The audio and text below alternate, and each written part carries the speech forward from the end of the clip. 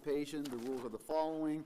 You have 2.5 minutes. At the 2-minute mark, Ms. Vega is going to ring the bell to let you know you've got 30 seconds left, so please wind down your remarks. As always, do not address any specific council, address the council as a whole or the chair.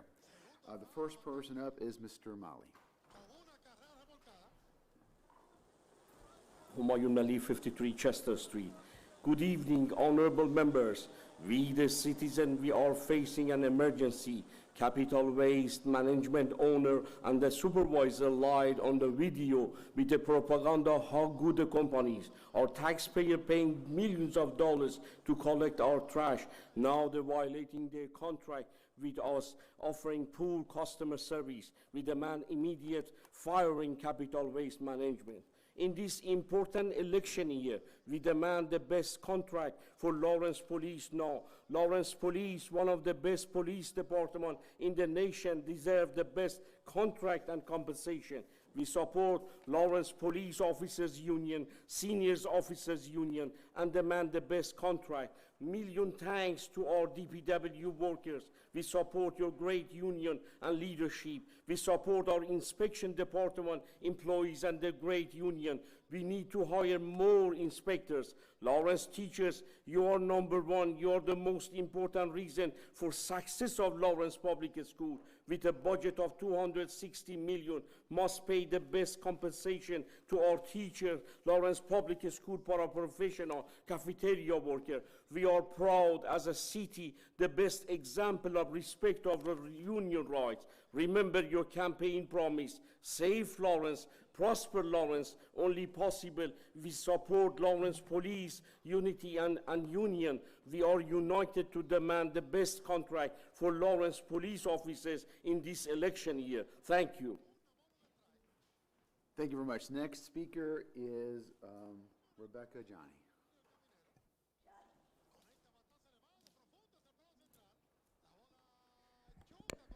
Good evening, councilors. Can you hear me, or am I too short to reach this? Okay. I'm here to speak on behalf of the fountain.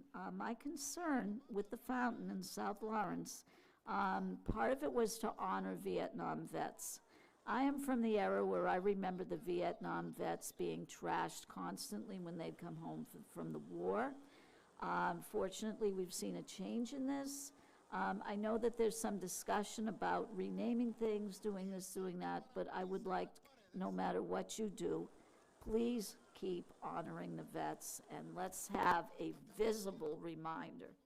Thank you very much. And by the way, 3 Logan Street, Lawrence. Thank you. Thank you. Next speaker is Amita Kiley.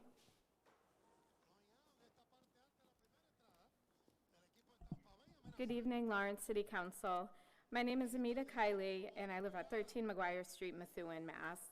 I care deeply about the city of Lawrence and its people, both past and present. I am here tonight because I saw a proposal on the agenda to rename the water fountain at Stockton Park, and I became concerned. 54 years ago, on September 8, 1969, your city council predecessors voted to dedicate that fountain to Lawrence Vietnam veterans. My father-in-law, Daniel Kiley, and his brother Kevin were 2 of those veterans. Daniel Kiley lived in South Lawrence, not far from the fountain, as a child. He attended the Breen Elementary School and Lawrence High School. He enlisted in the U.S. Army and served during Vietnam. He received the Medal for Heroism signed by President Nixon. He was one of the lucky ones to live through the war and come home. However, he did not come home unscathed. Like so many other Vietnam veterans, he was exposed to Agent Orange and suffered the effects of that exposure for the latter part of his life before dying of cancer in 2015. We miss him every day. Out of all the wars that have been fought throughout history, no other group was treated as badly as the Vietnam veterans when they came home. However, the City of Lawrence City Council of 1969 did right by these veterans by dedicating the fountain to them as a way to honor that their service would not be forgotten. I hope the Lawrence City Council of 2023 will also do right by our remaining Vietnam veterans and ensure that their name will not be removed from this fountain. Thank you. Thank you. The next speaker is Lawrence Hester. Lawrence Hester, 171 Abbott Street, Lawrence, Mass. Through Council President, I was here a couple of council meetings ago to discuss objectivity and subjectivity. I'm going to be brief this time. It's kind of hard for me to be within 2 minutes and 50 seconds, but we're into gentrification as you come over the bridge. We need to be proactive in this city. We're overwhelmed with traffic. We need to open up our eyes, what's going on. Everybody loves the American dream to own a house, okay? But everybody must understand that we have rules and regulations, and those rules and regulations are there for a reason. For instance, in a residential neighborhood, eating, sleeping, cooking, living facilities, not nightclubs, not beauty salons, okay, not businesses that aren't allowed. In these basements, we need to start thinking. Lawrence has a lot of stock. Boston's already here. I said it many years ago. Boston is coming here. It's here, okay? All of these cellars, a lot of them are unfinished. We have people that aren't obeying the rules and regulations, that are just going in there, creating rooms, creating units, overpopulating. What are we going to do about it? There's rules and regulations on the book that already protect that. As counselors and as the mayor, administrators, we need to start having people do their job, especially City of Lawrence employees. I worked for 37 years as a city employee. I gave more than half of my life to this city. My name is Lawrence. I love the city of Lawrence, and I'll tell you, as a city employee, people who know me, how many times my name was passed into paper, selling papers, and it was untrue, okay? And I could have never done the things that I see going on now. For instance, nobody answers the telephone. Nobody answers their emails. Nobody answers their phone calls, except a few. I'll leave it at that. Read Urbanization.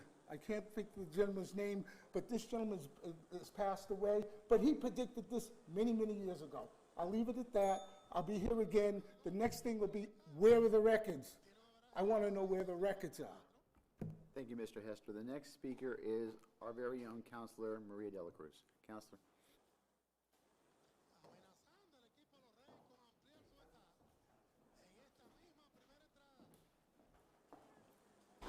Maria de la Cruz, 26 Summers Avenue. I'm here because we have a new park that was renovated, which is the Staro Park on High Street. And they are dumping dirt and soil and bricks on that park, and it's not being taken care of. It has not even been, they haven't, after they fixed the park, they never took the time to celebrate the new park. But now it is a dumping corner where they're doing all of that. And the park is in the front side of Prospect is the hospital. In the back side is the water things over there. Then we invested money on something that now it looks like a junkyard.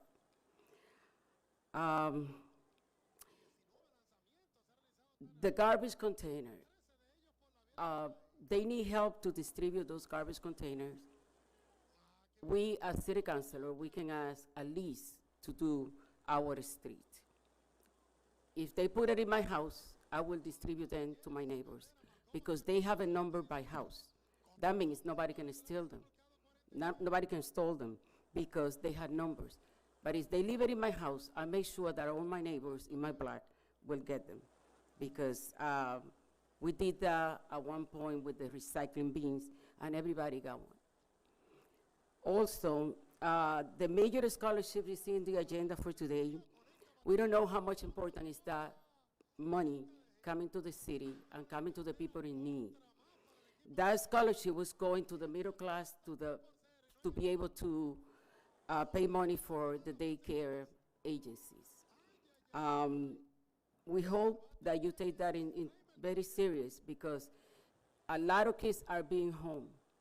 They're not being in a program, in a setting where they could learn more and be prepared for pre-K and K. We can do a lot of work together, but we have to take things very seriously. I hope that you guys can vote for the major scholarship because he's already providing the money. That money needed to be outside because that's going to help a lot of the daycare programs and a lot of the parents that are working. And some parents, they already stopped working because of not having that grant in their house. Thank you. Thank you, Counselor. The next speaker is Lee Fickenworth.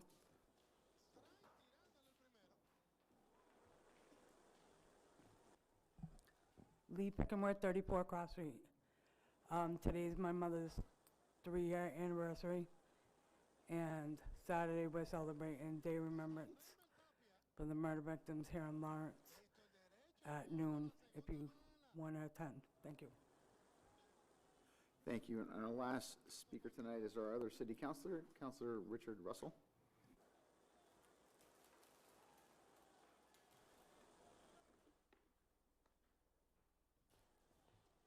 Richard Russell, 34 Cross Street. Those two young ladies threw a curveball at me about discussing Vietnam monument, fountain, whatever. Being a Vietnam veteran is something close to my heart, but this is not the proper venue to discuss it in public participation. An agenda item, throw it before the city council, we can talk about it. My real reason to be up here is, and I gotta be careful, I know what I can and can't do. Usually it's brickbats at you people when I was not a city council. Tonight, it's a hats off. I take my hat off to a person I can't name because of the rules of the council who did something. I just blew it, told you who it was. She set her mind to something. She did it. My hat is off, young lady, for the job, the wonderful job you did last Thursday. Thank you. Thank you very much. And that ends public participation. Of course, the names, addresses, and subject matter of these comments are being submitted to the clerk for the records. We have a number of different things this evening. I think I went through the entire group to see who is here for what. So if there's no objections, I'm going to skip around in order to bring the people up in no particular order except that they're here. Under public hearings, there is an individual here for a public hearing, so I'd like to take that document out of order. If there's no objection, I'd like to take document number 12623 out of order. Is there any objection to that? There's no objection to that. It is moved. Go ahead, clerk. This is 12623, rezoning of 191 Parker Street from R3 to B1. Clerk, when you have a moment, will you please read the public hearing notice? 12623.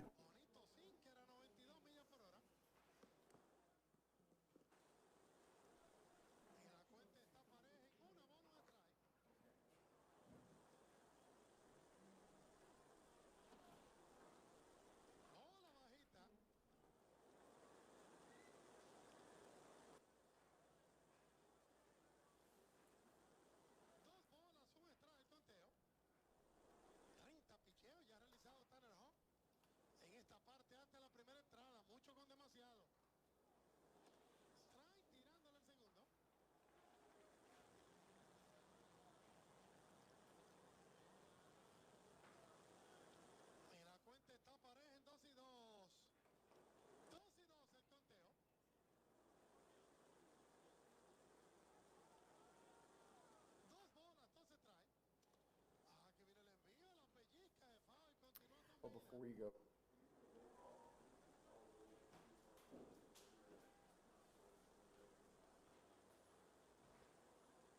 Councilor Selena Reyes? Councilor Giovanni Rodriguez? Thank you. In accordance with Mass General Law, Chapter 40, Section 5, notice is hereby given that the Lawrence City Council will hold a public hearing Tuesday, September 26th at 7 p.m.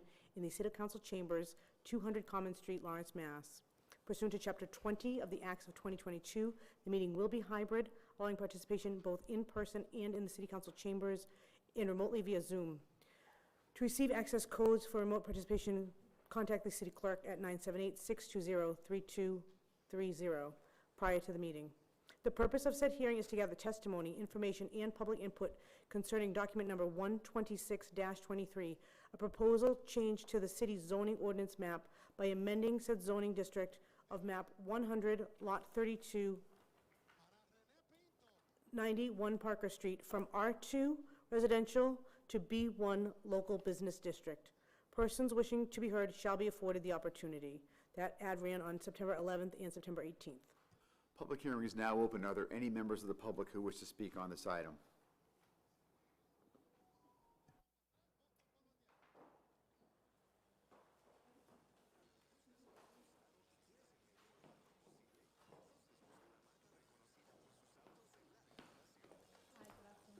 Good evening. Your name and address, please, for the record. Okay, my name is Marlene Gomez, and he's my father, Jose Gomez. We live in 47 Central Street, Lawrence, Massachusetts. We're here just to ask for a change to the address, like we explained, for our residential to B1 as a commercial. If you guys have any questions. Thank you very much. Is there anyone else in the public who wishes to speak on this item?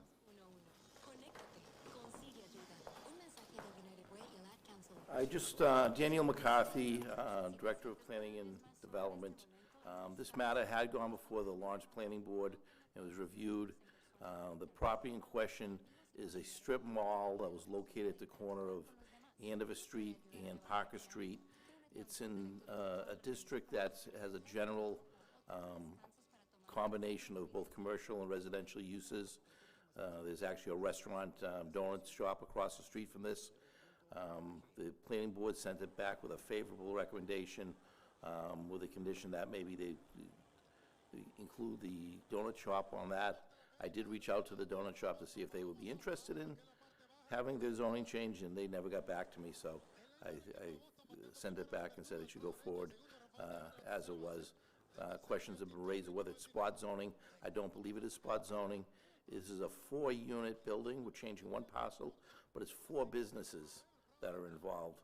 So the idea that we're changing the use every time a new business goes in there, whether it be a retail shop, a telephone store, a dress shop, that it changes that business needs to get some kind of some relief rather than it just being recognized as a commercial business district. So I think for that reason, the planning board, the Lawrence Planning Department, the Lawrence Planning Board endorsed this. Are there any other members of the public who wish to speak on this item? Seeing none, the public hearing is now closed. Councilors? Motion to approve by the Vice President, seconded by Councilor Selena Reyes. Discussion? See no discussion, I'll ask the clerk to please call the roll. Councilor Levy. Councilor Dela Cruz. Councilor Russell. Councilor Giovanni Rodriguez. Yes. Councilor Del Rosario. Councilor Selena Reyes. Councilor Infante. Council Vice President Estela Reyes. Yes. Council President LaPlante. No. The motion carries. That's it. I don't think anybody else is here for public hearing, so we'll move on to the next item under Budget and Finance Committee. Mr. Chairman, are you ready to go? We've got a series of things there. If there's no objection, document 32123, and you could probably do all of them.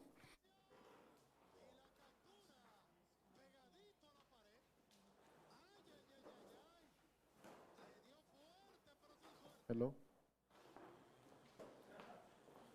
1, 2. 1, 2. Yeah, this one. Hello? Now. Yes, the Budget and Finance Committee met and discussed item 32123, which is the appropriation transfer of a stabilization fund up to $50,000 for the purpose of the lease of the new office space for the Office of Planning and Development. Susan Finn, she was here with us discussing this item. The council discussed the item, send it to the full council with a favorable recommendation, and I would like to make that as a form of a motion. Made by the chairman, seconded by the Vice President Reyes. Discussion. Discussion. Discussion, Mr. Chairman. It is important to recognize that the Office Planning and Development is planning on moving, and this fund is for those purpose. It's going to be about, I believe, Susan, about 40,000 from the CDBG's funds, and then 50,000 coming from the city, if that's correct. Good evening, councilors. We have $40,000 from CDBG going towards the rents, and there are funds in the general fund currently for rent. Just check my notes here, if you bear with me for a second.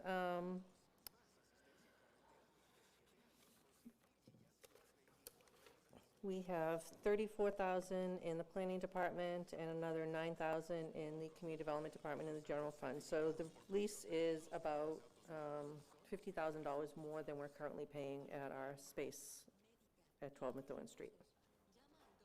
All right, councilors, that's all we wanted to bring this up. And the location of the place where they're gonna move, it was not disclosed. Are you able to disclose that location now? I can disclose location, but not the, Huh? I can disclose location, but not the final price. It's 316 Merrimack Street. Yeah, yes, you did discuss that on the other meeting. We were not able to discuss the final price, but we are approving up to $50,000. It could be that or less. It could be less, right, because we haven't determined exactly when we'll be moving. All right. No more questions. Are there any other counselors? Seeing none, I'll call the question. All in favor say aye. Aye. Opposed, no. The ayes have it. Mr. Chairman, the next document? Councilors? The next item for the Budget and Finance Committee is item 32223, which is the contract amendment for the fiscal year 2023. SSII grant, it increased from 700,000 to 753,504. Ms. Sharper was there with us discussing this item. It is important to recognize that this is for fiscal year 2023. It was discussed and sent it to the full council with a favorable recommendation. I would like to make that as a form of a motion. Motion made and seconded by the Vice President. Discussion. Seeing no discussion, I'll call the question. All in favor say aye. Aye. Opposed, no. The ayes have it. Mr. Chairman, next document. Item 323, which is the authorization to spend grant funds up to $50,000 Bonner grant with the Massa State Police. And Safer Community Initiative, Ross Sharper, with the Budget and Finance to the full council with a firm recommendation, and I would like to make that as a form of a motion. Motion made and seconded by Vice President Reyes. Discussion. Seeing none, I'll call the question. All in favor say aye. Aye. Opposed, no. The ayes have it. Item 32423, which is the authorization to spend funds up to $4,000. The SORB address verification program with the Massa State Police. We discussed this item and send it up to the full council with a favorable recommendation. I would like to make that as a form of a motion. Motion made by the chairman, seconded by the Vice President. Discussion. Seeing no discussion, I'll call the question. All in favor say aye. Aye. Opposed, no. The ayes have it. The next item, I don't know if you want to go through that one or, okay. The next item is 33223, which is an update for Channel 22, local cable broadcast equipments. The City Council, the Budget and Finance Committee discussed this item, send it up as a committee report, and send some invitations over to the mayor's office, to the city solicitor, and I believe Mark Iannello, to discuss this item. I would like, we send it up as a committee report, I would like to make that as a form of a motion. Motion made by the chairman, second by the vice president. Discussion on the committee report. Yeah, we can ask those questions on the committee report, yeah. Okay, welcome Attorney Hooton. For the record, Attorney Tim Hooton, the city attorney for the city of Lawrence, and good to see the city council, and been heard a little bit. So, you're probably gonna wanna know what I know, and I don't know everything, but I will tell you. In March of this past year, we sent a letter informing Lawrence Cable that we were canceling their commitment to produce cable programs for the city of Lawrence. We did, prior to that, what is required of us is we have two cable companies. We obviously have Verizon and we have Comcast. In order for them to get their money, we're supposed to assign, because the money is for Lawrence, it's our money, to a cable company our check and have them run it. It's split into two parts. One part gets sent to the schools because there is a school component of it, and the other part is a government component, which is sent to our designee, who used to be Lawrence Cable. I then personally sent letters to both Verizon and Comcast.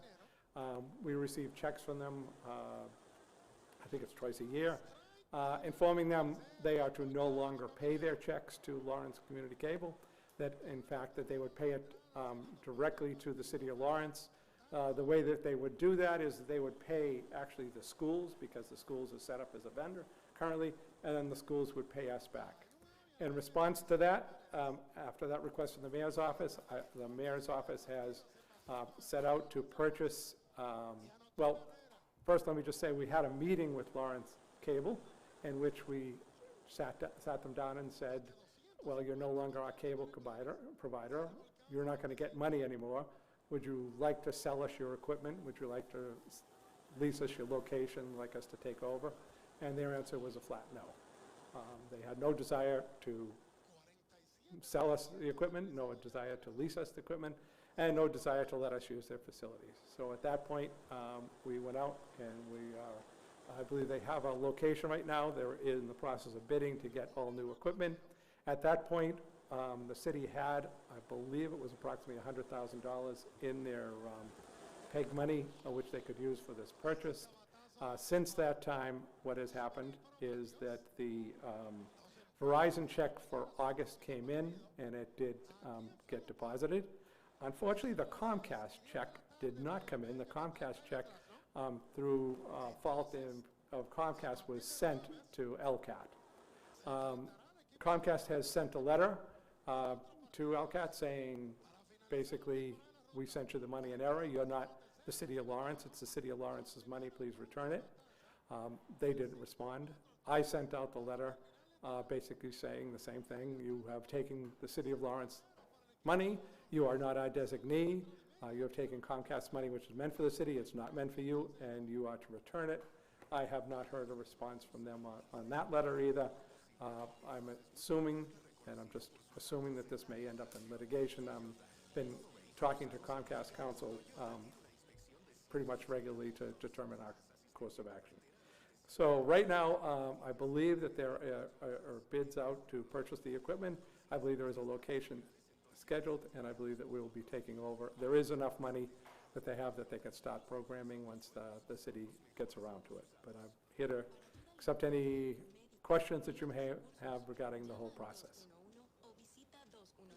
Councilor Del Rosario, and then Councilor Russell.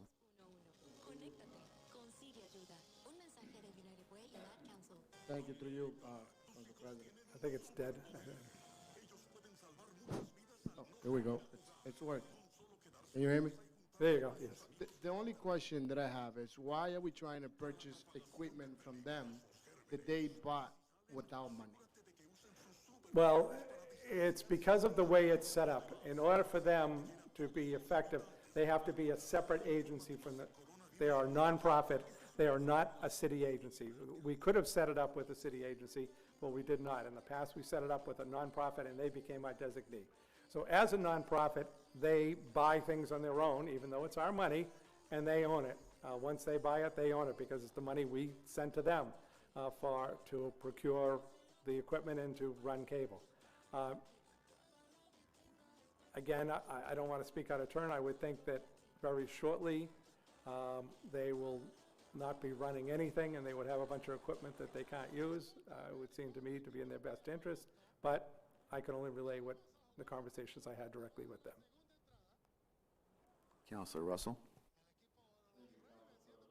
How long has LCAT and the city been without a contract?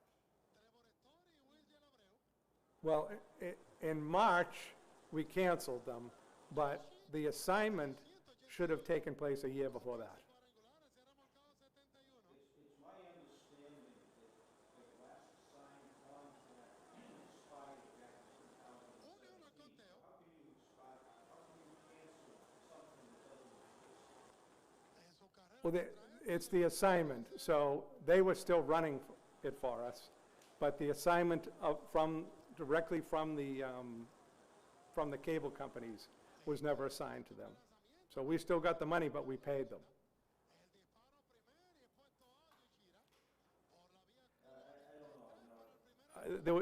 My understanding, again, some of it's before my time, is there's been a long-standing dispute, I think the councilors in here know, between LCAT and the city regarding programming, lack of city programming, lack of doing stuff for the city of Lawrence. I know there's been many complaints. I know that there's complaints about the city council, their lack of LCAT purchasing equipment to run these meetings, to take pictures of these meetings, transmit these meetings. So it's been at that point, I think that they were having ongoing discussions. At some point, the discussions just stopped and the letter was sent. I'll be honest, I find it amazing that everybody from 2017 are no longer in power, and people in this building and at LCAT have only been in power for about 2 years. Yet, that 2-year period, nothing could be worked out. Nothing against attorneys. The only people that are gonna make out this, I call it fiasco, is gonna be the lawyers, the private lawyers. Well, the good news for the city is that I get paid whether I do this litigation or no litigation.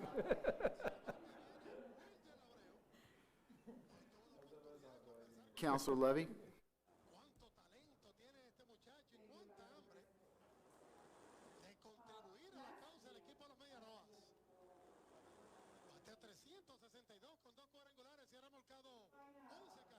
You know, how old was like the contract, and the contract was already expired. Here, this council asked to immediately to terminate any relation or whatever, and to start looking for a new company or for to have any resolution on hiring somebody else. So if we were not able to do that, just to wait until now to stop the kind of relation or the contract, that's not acceptable in some way. Again, I was not, I won't say whether I agree or disagree with you, but I was not responsible for hiring anybody, for creating it. I only gave the legal opinion that there were 2 ways of doing it. One is that we could have found another nonprofit and assigned it to that nonprofit, or the other was that we do it in-house. I believe it was the mayor's decision that he wanted to do it in-house to have more control from the city of Lawrence, and his office has been working on that. I assist where I can, but I have no control over. It was no hiring. We are not asking like to hiring, but we asked just to terminate whatever. So, and we wait now to send a letter like to Comcast, to Verizon, and said to please, the city is taking over. So that was supposed to be sent the last year when we had the meeting in here, you know, and the check, the money or whatever should be getting to have it in here. The general law, part 1, the title 7, chapter 44, they say section 53F3-4. Notwithstanding section 53 or any other general or special law to the contrary, a municipality that accepts this section may establish in the treasury a separate revenue account to be known as the PEG Assets and Cable Related Fund. into which may be deposited funds received in connection with the franchise agreement between the cable operator and the municipality. So we were supposed since last year to start getting any fund or any money in an account that we were supposed to be opening, not now. Understood, but just to be aware that the only checks between March and today that were going to be sent, because it's not sent monthly, was the August check. And the August checks are the checks that are in question. The Verizon check did come in. It was deposited. It's the Comcast check that did not come in. And so this is not a monthly payment. I believe it's either quarterly or every half-year check. But when I got my instructions were in March of last year to send out the notice. I sent out the notice and immediately had a meeting with the LCAT. So according also to this, they said monies and the fund shall only be appropriate for cable-related purpose. Okay. Consistent with the franchise agreement, including but not limited, support of the public, educational, or government asset cable service television. Monitor compliance of the cable operator with the franchise agreement, prepare renewal of the franchise. So we haven't renewed anything. So we haven't done anything with the LCAT so that they were not supposed to receive any money. Correct. But still they were getting, so right now that was sent today. And I don't know what they are thinking to do. So we had a person from the LCAT in here that I would like him to stand, maybe respond some questions.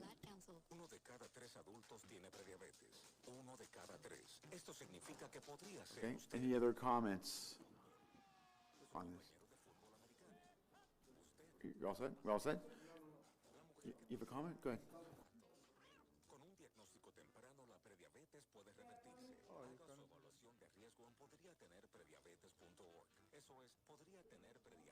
I'm calling to the person from the ERCA.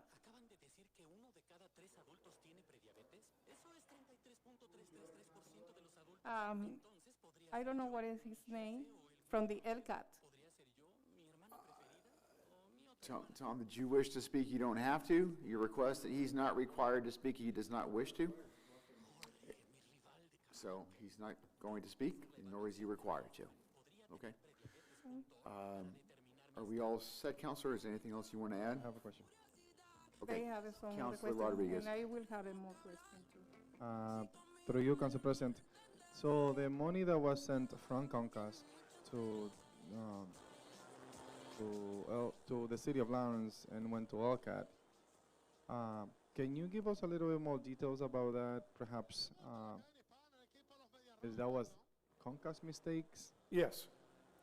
I had informed Comcast and Verizon back in March of last year that the LCAT was no longer our representative, and that any future payments would be made directly to the city of Lawrence and the school, because there's a school component. And, Verizon followed that through some glitch. Comcast, I've been in touch with them many times since then, sent the check to LCAT. Their lawyers have sent a letter to LCAT, who has refused to comply. And quick question on that.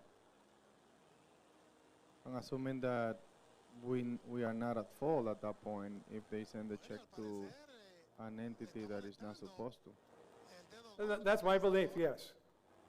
What is their relief? Their belief is no. They are going to dispute everything. Again, I don't want to speak for them. This is going to end up in litigation, so I'm going to just tell you that their position is that they're going to keep the money. And no, I mean, I'm more interested to know what is Comcast's position in terms of sending. Comcast's position is that they should not have gotten the money. Comcast sent them a letter telling them to return the money, that it was sent to them in error. Yeah, and in the meantime, we have no money, so. We do have money. We got the Verizon money, and plus we have past monies. We had $100,000 in the account prior to receiving the check in August, and we got the August check. And is LCAT going to be sending a new check to the city of Lawrence while they litigating the other issue? LCAT's not sending a check to anybody. No, Comcast. Again, the next check, I believe it comes out in 4 months or 6 months. So while they having the litigation with Wildcat, I mean, if they're not sending a new check to us, that means that we're gonna have to wait until the litigation is finished. We may very well. My understanding from the mayor's office is they have sufficient funds to get the programming up and running. But I mean, yes, I understand that part, but I mean, if Elka made a mistake, I mean, if Comcast made a mistake, why do we need to wait for them to fix their mistake for us to be able to get the money now? They're not going to send us a check. It's that simple. They want the funds returned from LCAT, and they'll send it to us then. That's wrong. Again, I have no control over them. All right, I just want to know about that. Thank you. Councilor Levy in the second round. Councilor Levy and then Councilor Russell. Yes. Thank you, Council President. Also, we are talking in here is like a channel 22. It's like the local one. We've been having problems for so many months right now. We have residents, we have people calling, every day, what's going on, why, if they don't want, if we don't want them to see what happened in here. One thing that we are asking, and I know that is being sent a proposal for the replacement of the equipment that we have right here at this city council. Where we are with this right now, and what is the things that we needed to replace those equipment and to make our TV channel to work. Councilor, good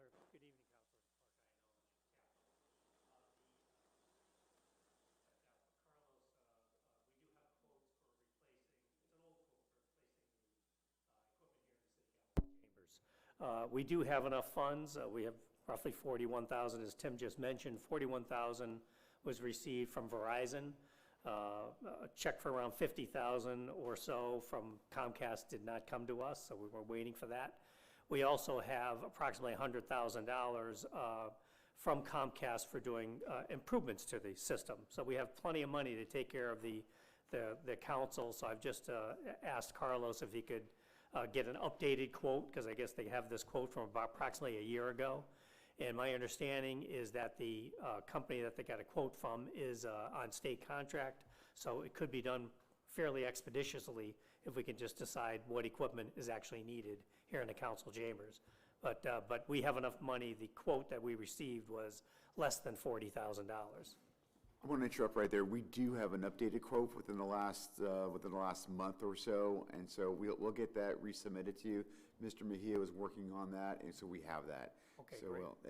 I don't have the numbers specifically. But if he can work with if he can work with Carlos, and Carlos will work with the purchasing agent to expedite the replacement of the equipment. But that's we're all set to go. The money's in hand. We can get that done right away. So we are set to go. So how sooner we expect that we want to replace, and we can surplus the other ones and take them out. Yeah, Carlos, do you know how long? See if Carlos knows how long this would take. I saw the quote. I don't know the time frame of installation. Is it 3 months? Is it 60 days? I don't know if you know, Carlos. I was just talking to John a while ago. Tomorrow, we're going to call the vendor so we can get the updated quote. It's not going to be more than $30,000. So once we request a quote, we put in the PO, and then it will take around 2 weeks to process everything. And then I'm talking about maybe a month and a half to start actually working on and replacing the equipment.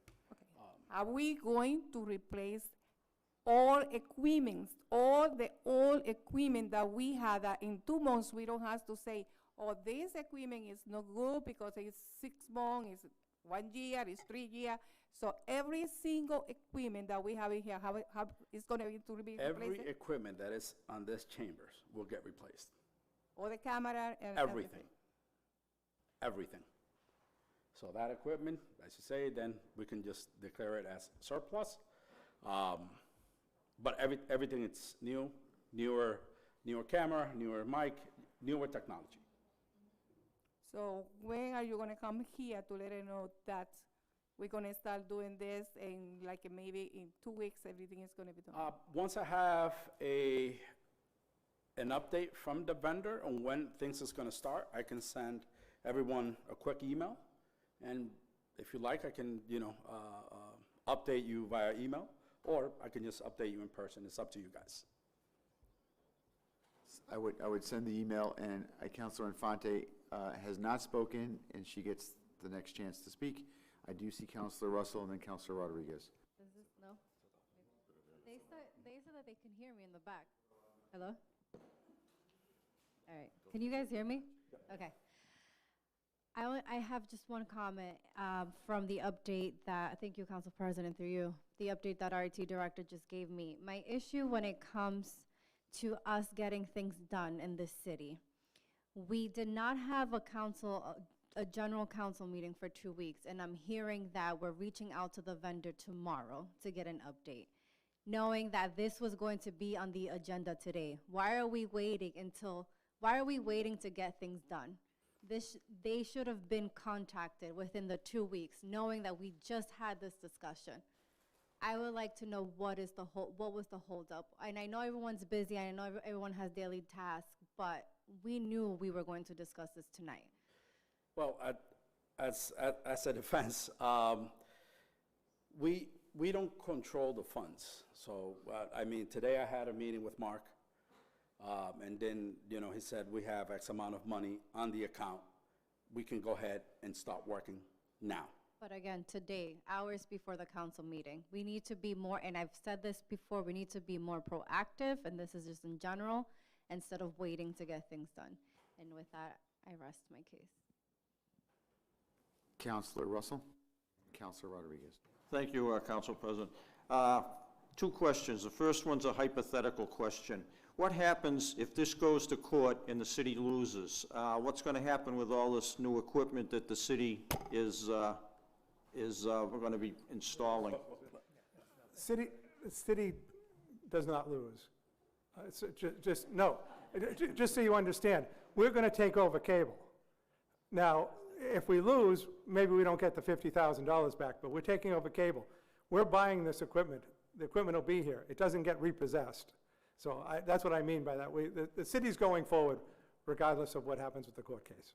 Okay. The second question, is there a name to this nonprofit that is going to be taking over the broadcasting, the cable broadcasting rights? There is no nonprofit. The city is taking it over. That was one of the 2 options.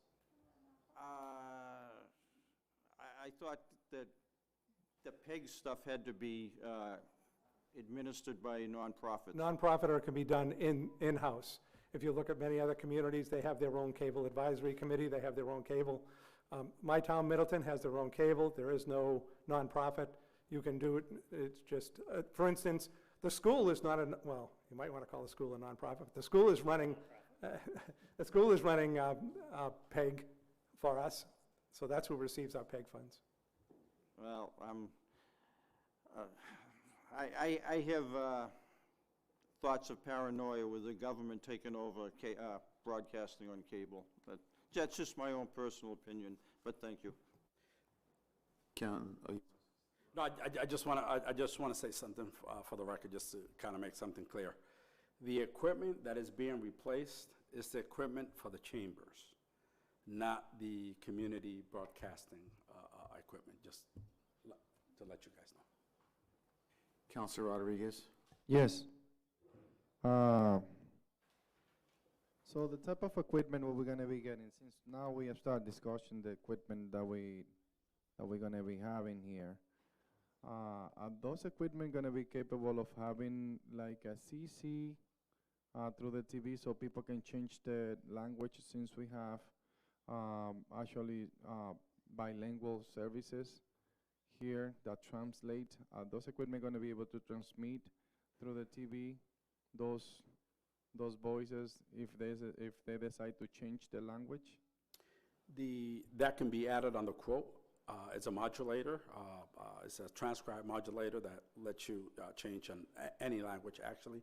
So we can add that to the quote as well. But it's not on the current quote. I think that we should be adding that because, I mean, that's something that the community need. That's why we don't have that many engagement with the city council, because we are not providing the facilities that the people needs to be able to get engaged. Okay, I'll make sure it will get added to the quote. Okay, perfect. So, are we gonna be able to, in case something happen in the future, and we decide to, like it happened during COVID, we're using a Zoom meeting, are we gonna be able to, through those equipment, be able to accommodate any type of virtual meetings as well?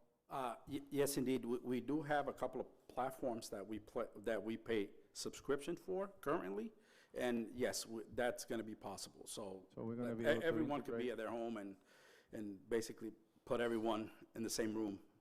Okay. Yep. Because the current system that we have is not quite working in conjunction with the system that we have that goes through the TV. Sometimes we use Yeah, that's. Sonarios. Sorry, No, Councilor go ahead, go Rodriguez. Yeah, that's basically the switcher that is in-house. It's an old technology. So the new switcher that's we're bringing in, it's a modern technology that supports all type of sources, incoming and also broadcasting. So, are we gonna have any type of, or what's gonna be the capacity for the storage capacity that we're gonna have those type of meetings when we decide to storage those meetings for that for any type of records that we need to release those videos and stuff like that? So right now, what's being done is every meeting, it's getting uploaded to YouTube. But also on this new equipment, we will have our own storage appliance that we will also have those meetings recorded locally. So we're talking about what they quoted us was it can hold up to 8 months of information, video. As you know, video takes a lot of space. So the one that is being offered right now is up to 8 months storage. Is that in compliance with the Mass General Law when it comes to storage, those type of information, in case that we have a request for information? I have no idea. I have no knowledge of what the equipment is, so I can't tell you whether it hasn't been purchased yet, so I don't know if it's in compliance of any. No, what I mean is like in case that for how long we need to save those videos according to the Mass General Law. Again, I don't know what the equipment does. I assume it will follow. So, sorry, Attorney. So, even though locally, like I said, we will have up to 8 months of storage capacity, but also YouTube allows us to keep videos forever. So 10 years from now, we could go back, and pull up whatever video it's in there. Well, hopefully that technology still exists. We don't know. But we know for sure that for the videos that we have locally, we're going to have those safe. Yep. Another question that I have when it comes to that, are we going to have any type of editing softwares that we might be able to use in case something goes wrong, that we can edit those videos and stuff like that? Is that quote including that type of equipment? Not the editing station, but that due to the pricing, we can buy an editing station. The city of Lawrence has a license for editing through Adobe Premiere. We have that in-house. So tomorrow we can go buy and spend $1,200 for editing station and have it in-house. Because if we buy it from this company, they would charge us $5,000. Okay, I understand. I just want to make sure that we have some type of capability in case we need it. Yep. And another thing, so you just mentioned that through to Councilor Levy, that we're going to have new mics and new technology within this room. And in terms of the cameras, how many cameras are we going to have in these chambers? The quote is to replace our current system, If, I mean, due to the budget that we know we have now, if we need to add more, we have the room to add more cameras if we need to. But the cameras that are being replaced have a wider field of view, so they will capture more. So hopefully we don't have the issues that we usually have when it comes to echo. So I hope that the technology we acquire take care of that issue. Yes, well, supposed to. All right, thank you so much, Council President. Councilor Infante. Exhibit A, thank you. There you go, Council President. Can you guys hear me? This is more a question for this is my colleague at large. This is your agenda. What is the end goal that you're trying? Because I don't want us to go into this rabbit hole of asking the same questions in different ways. What are we trying to do with this item? What are the next steps for us to move this forward? Okay. Practically, this was more for the channel cable television 22 and here at the city chamber. That is part of the things. But I remember that also we discussed at the Budget and Finance to request to the attorney to send a letter and be signed by us requesting an audit by, what is the name? State Auditor Diana DeZoglio. Exactly. To ELCA. You're asking me to have the state do an audit of LCAT? Yes. Okay. Not me, the full, No, I understand. Okay.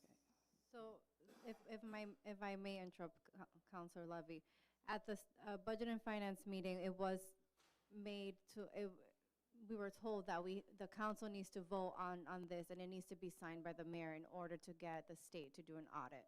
And I believe that is what the council, Councilor Levy is trying to do at this moment. Yes.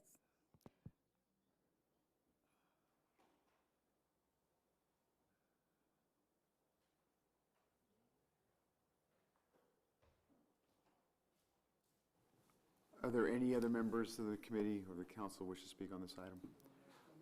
Pardon me? Councilor Del Rosario, and then we may want to make a motion to table this so we can revisit it after the contracts come up. Councilor Del Rosario. Just a comment. About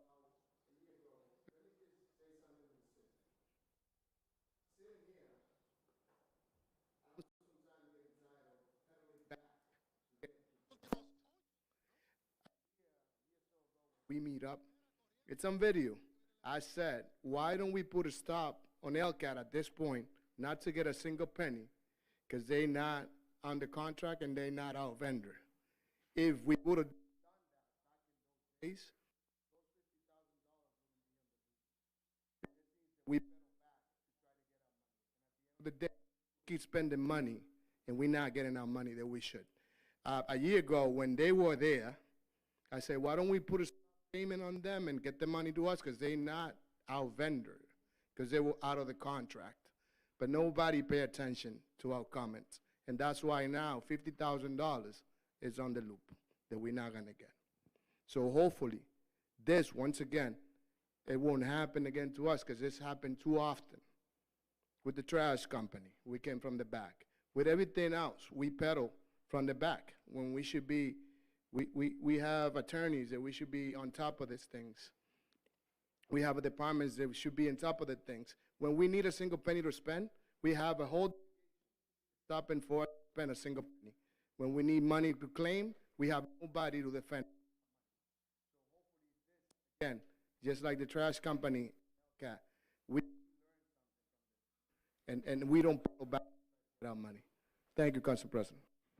Thank you very much. I'm now looking for a motion to table this item. Motion to table. Motion made by Vice President, seconded by Councilor Russell. All in favor say aye. Aye. Opposed, no. The ayes have it. Thank you.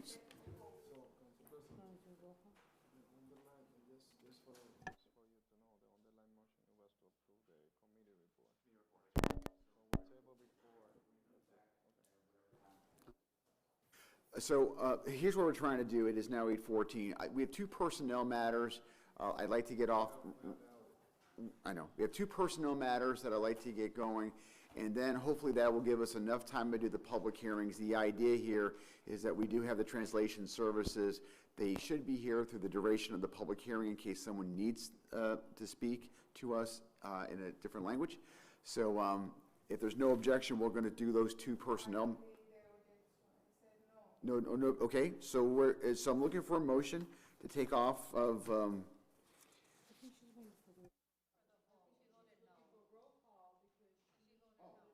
she vote, my apologies, I'm gonna ask for, I did not hear, I'm gonna ask for.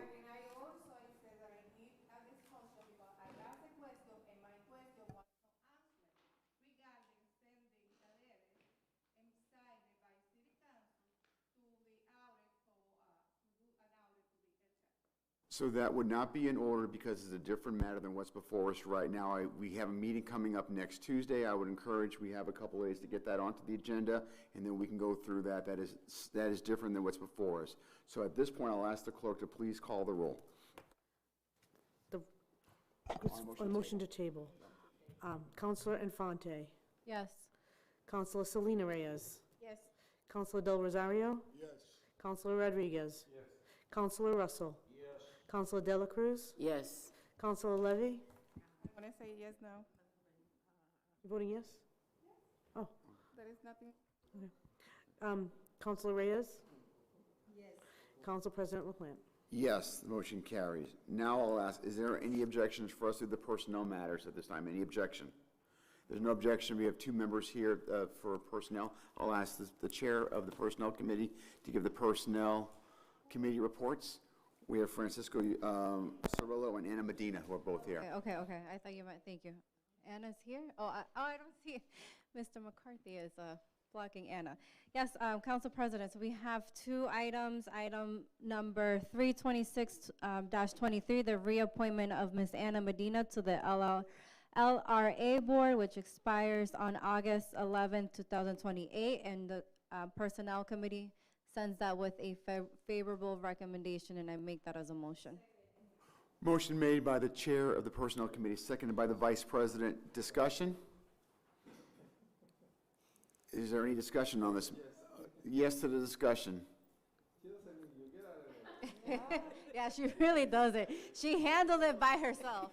Great. Thank you. Councilors, we wish to hear from the applicant? Yes. Okay. Welcome, Ms. Medina. Good evening, Anna Medina Martinez, 134 Marston Street. Thank you very much for considering me for this reappointment. It's always an honor to serve my city and our residents. So I thank you very much. I know I saw you guys, some of you at the subcommittee a couple of weeks ago, where we discussed the reasons being, to continue serve my city and to continue pushing for our redevelopment plan that we are putting in place right now. So the whole committee also is being redone. We're reorganizing, and I thank you. I thank you because I like to continue moving forward our agenda, development agenda and redevelopment of our city. Councilor Rodriguez. Yes, thank you, Council President.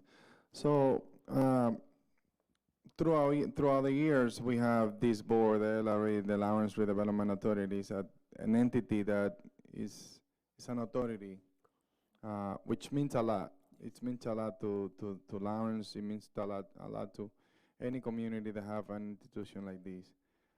Before, we used to have a challenge when it comes to funding this organization to be able to do the work.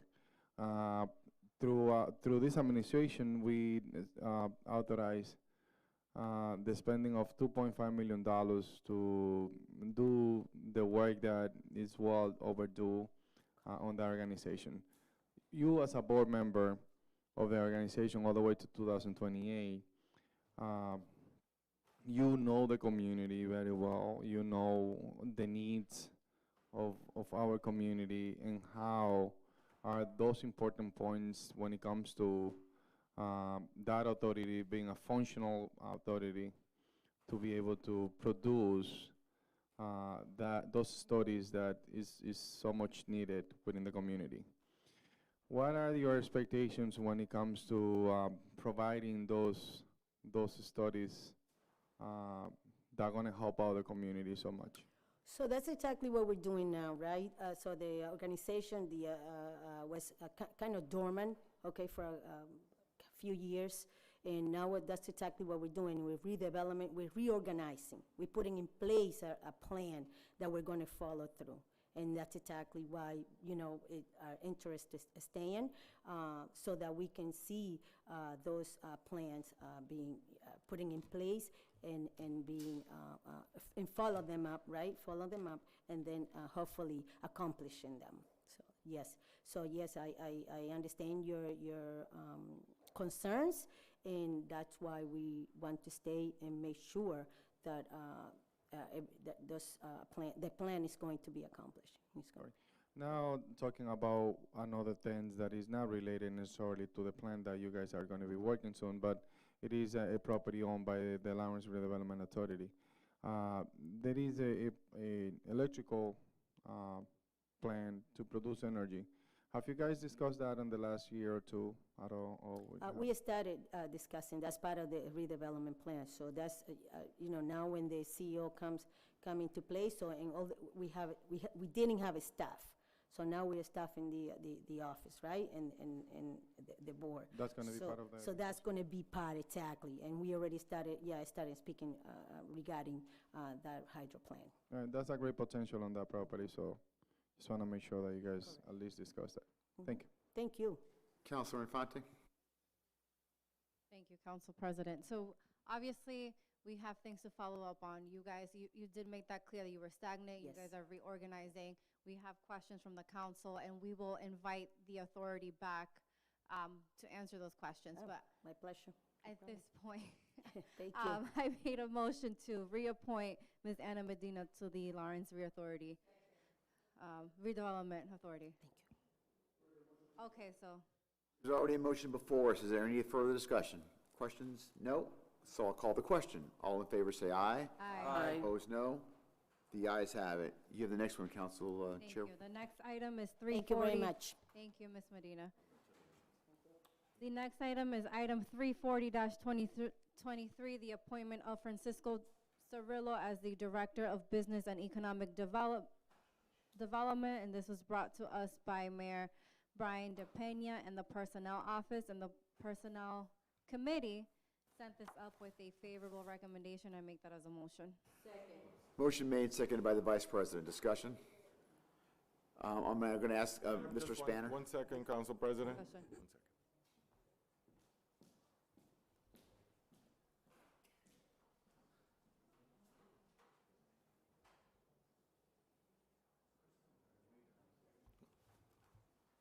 While we're waiting, does anybody else among the committee or the council wish to say anything? Discussion. Discussion? Councilor Chair? Thank you. Personnel Chair. Thank you, through you, Mr. President. At the committee, at the Personnel Committee, we did have a question regarding salary.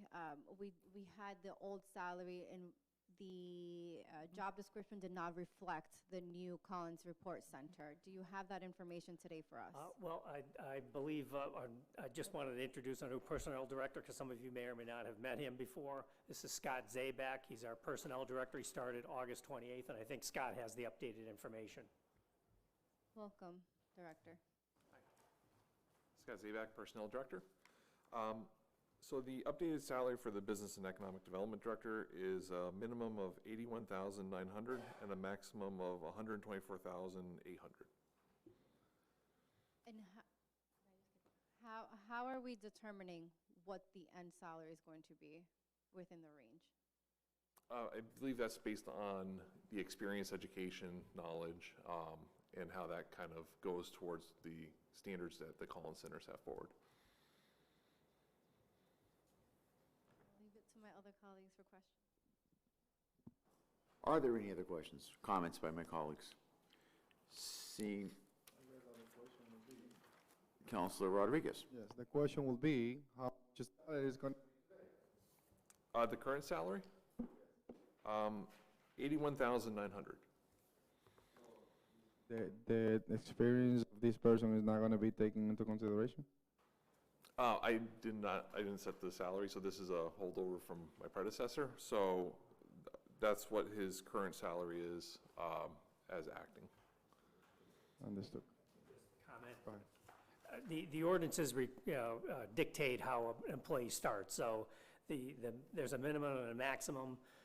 If the employee has significant experience and so forth, the most we can start somebody at is the mid-range. That's per the ordinances. So, and then after 6 months after that, it's possible to increase the salary above the minimum. But the ordinances do require us, the most we could pay it to start is the minimum of the, is the mid-range of the total range that Scott just gave you, depending on qualifications. So if somebody's got all the qualifications and the mayor recommends they go to the mid-range, that's the most we can start at.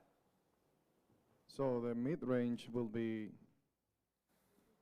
how much will be the mid-range? The minimum is 81,000. Mhm. Well, how much the mid-range will be? It's on a different schedule. Let me just see.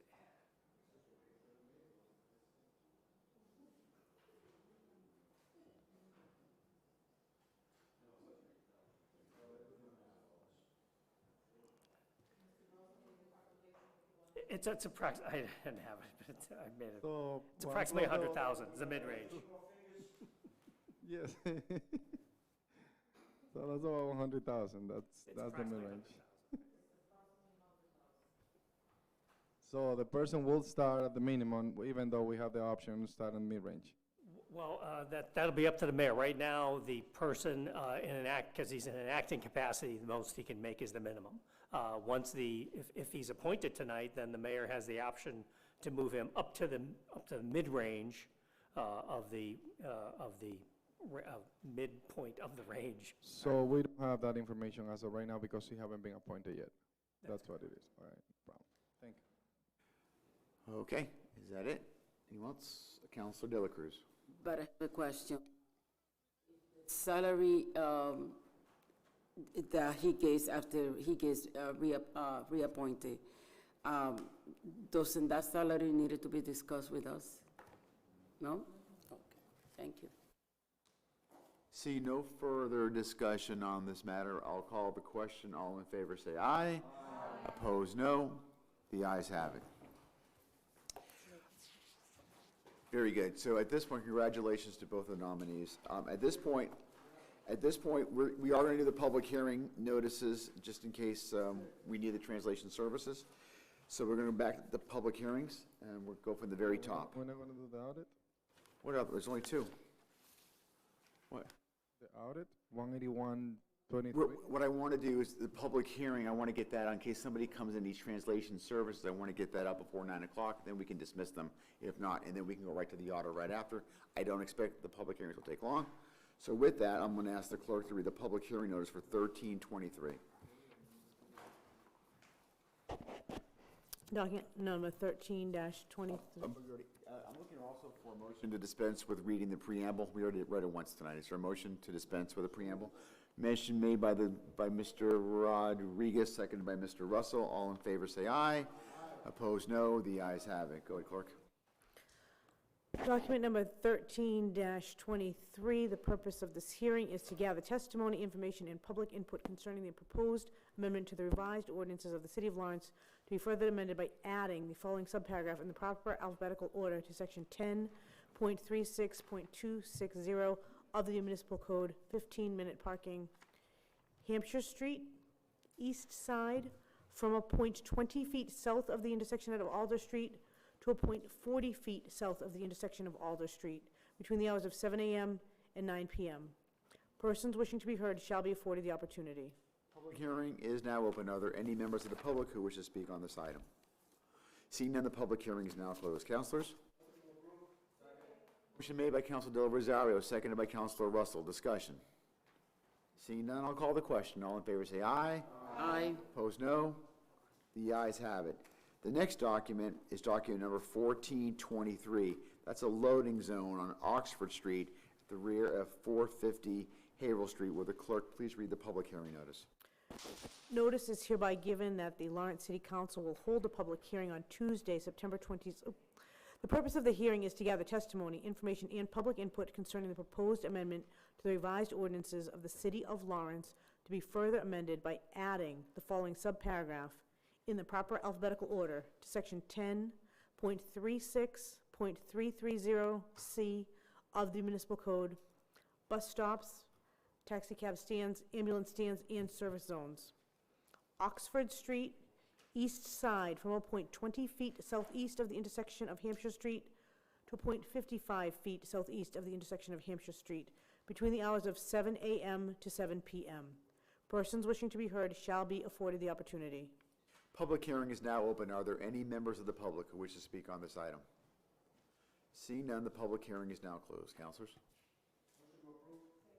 Motion made by Councilor Del Rosario, seconded by Councilor Selena Reyes. Discussion. Councilor Rodriguez. The loading zone,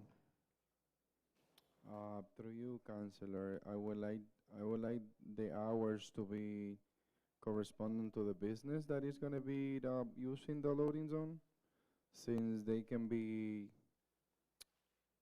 in business up to 11 p.m. every day. So that will make more sense if we can increase the hours up to, well, my motion would be not to 11 p.m., but to 11, not to 7 p.m., but to 11 p.m.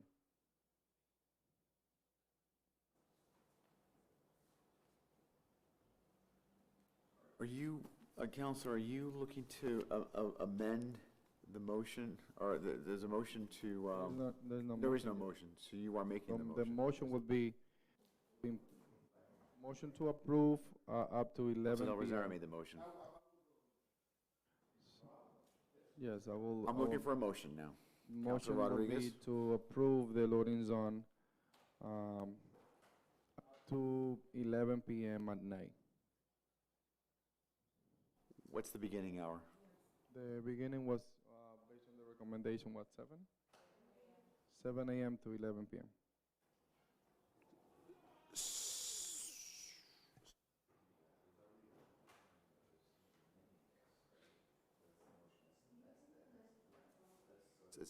So that definitely is in order.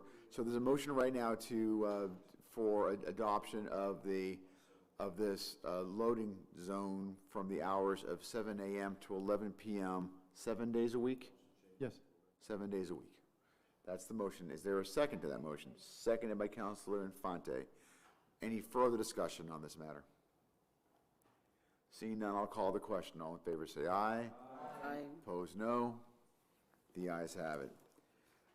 The next document is document 25523, stop signs on Cross Street, both directions at intersection of Cedar Street. Will the clerk please read the public hearing notice? The purpose of said hearing is to gather testimony, information, and public input concerning the proposed amendment to the revised ordinances of the City of Lawrence to be further amended by adding the following subparagraph in the proper alphabetical order to Section 10.36.260 of the Municipal Code, 15-minute parking. Franklin Street, west side, from a point 20 feet south of the intersection of Tremont Street. I am.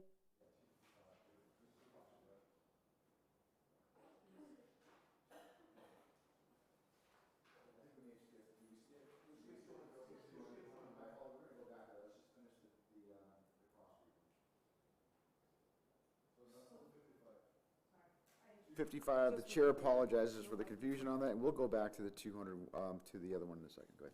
So, the purpose of the hearing is to gather testimony, information, and public input concerning the proposed amendment to the revised ordinances of the City of Lawrence to be further amended by adding the following subparagraph in the proper alphabetical order, Section 10.28.100A of the Municipal Code, stop signs and flashing red signals. Cross Street, southeast and northwest bound drivers on Cross Street at Cypress Street. Persons wishing to be heard shall be afforded the opportunity. Public hearing is now open. Are there any members of the public who wish to speak on this item? Yes, I have a question for the auditor. Public hearing is now closed. Counselor Rodriguez? No, nothing on the public hearing, but I have a question to the auditor once we open the discussion. It is open now. All right. Looking for a motion. Is there a motion? This is for the Cross Street one, 255? You want to make the motion? I would like to make a motion Second. to accept 255-20. Motion made by Counselor Russell to adopt Second the 255, motion. seconded by Counselor Dela Cruz. Discussion. Discussion. Now we go. Counselor Rodriguez. All right. Council Russell, this is gonna be a all-way stop sign on that area? No? Basically, all streets coming into that intersection will have a stop sign. All streets coming into that intersection will have a stop sign with the exception of Franklin Street, which begins at that intersection and heads south. So Franklin Street is gonna be freed, and then everything else is gonna be in a stop sign. Franklin Street is gonna have no stop sign. Well, And, everybody's gonna be driving away from the stop sign, so it doesn't make any sense to do it. That's what I'm- Franklin Street is one way heading in town. that's what I'm asking, so I wanna make sure that that's what it is. It's not all-way, but it is everything but Franklin Street. Yes, everything with Franklin Street. I mean, it will be, there'll be a stop sign coming up Cross Street from Broadway. There'll be 2 stop signs coming up Cross Street from Tremont Street. There'll be a stop sign on Cedar Street coming into the intersection from Hampshire Street, and there'll be a stop sign at the other side of Cedar Street coming up from Broadway. So there'll be, ultimately, it'll be a total of 5 stop signs at that intersection.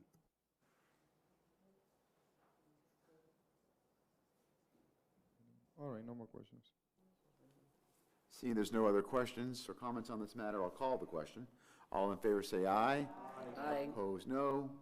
The ayes have it. We're going to go back to 200 that I omitted.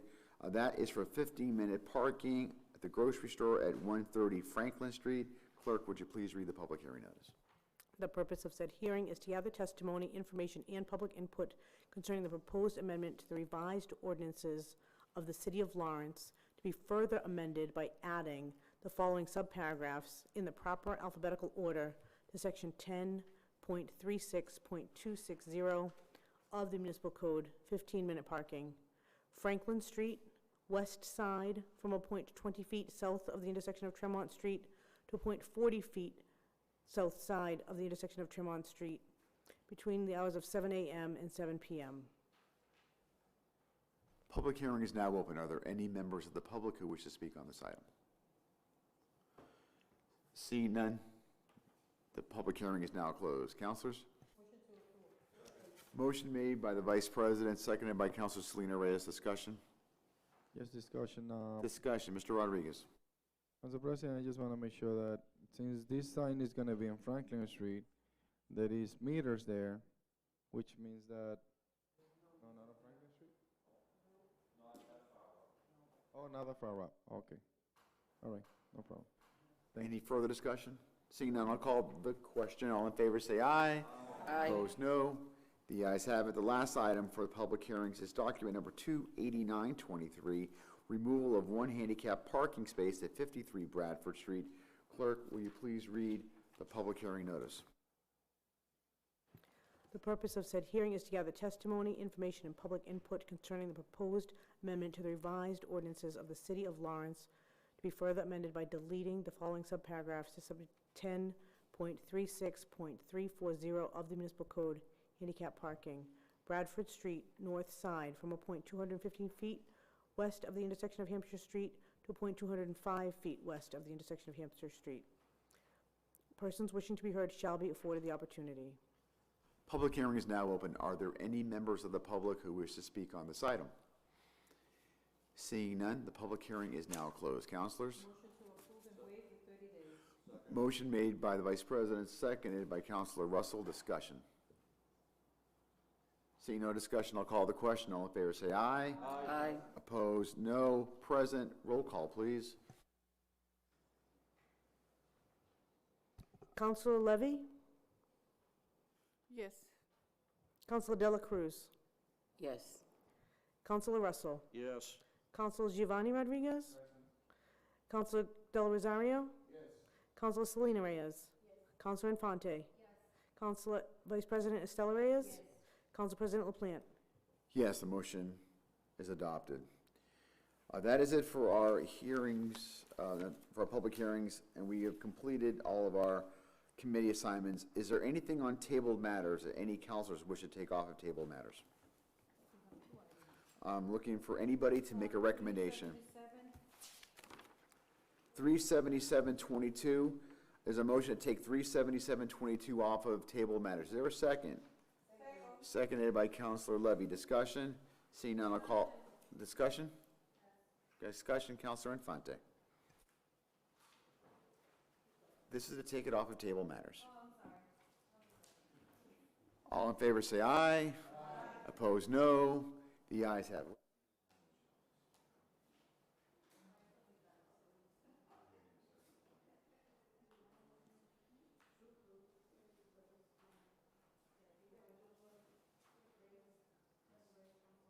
Okay. There is currently a motion to approve this document. It is already completed its public hearing, correct? Yep. Okay. And now it's open for discussion. Counselor Infante, you have the floor. Thank you. Through you. Clerk, will you please read the underlying motion? Sure. The motion is to approve the amendment of the section of the Lawrence zoning ordinance for District I-4, a planned industrial development district. So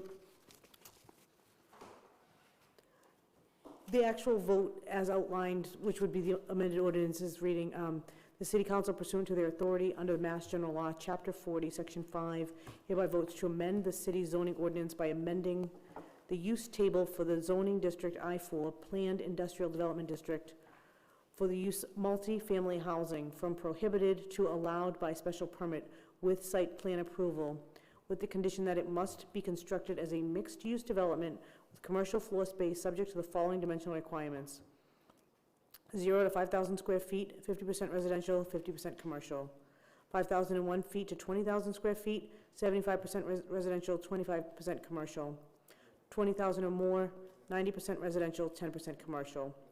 The council further votes to waive the 30-day appeal period. Counselor Infante. Thank you. Through you.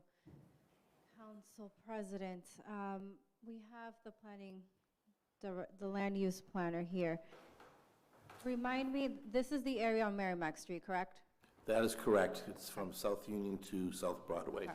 When this was first brought upon the council, my issue with this item was affordable housing.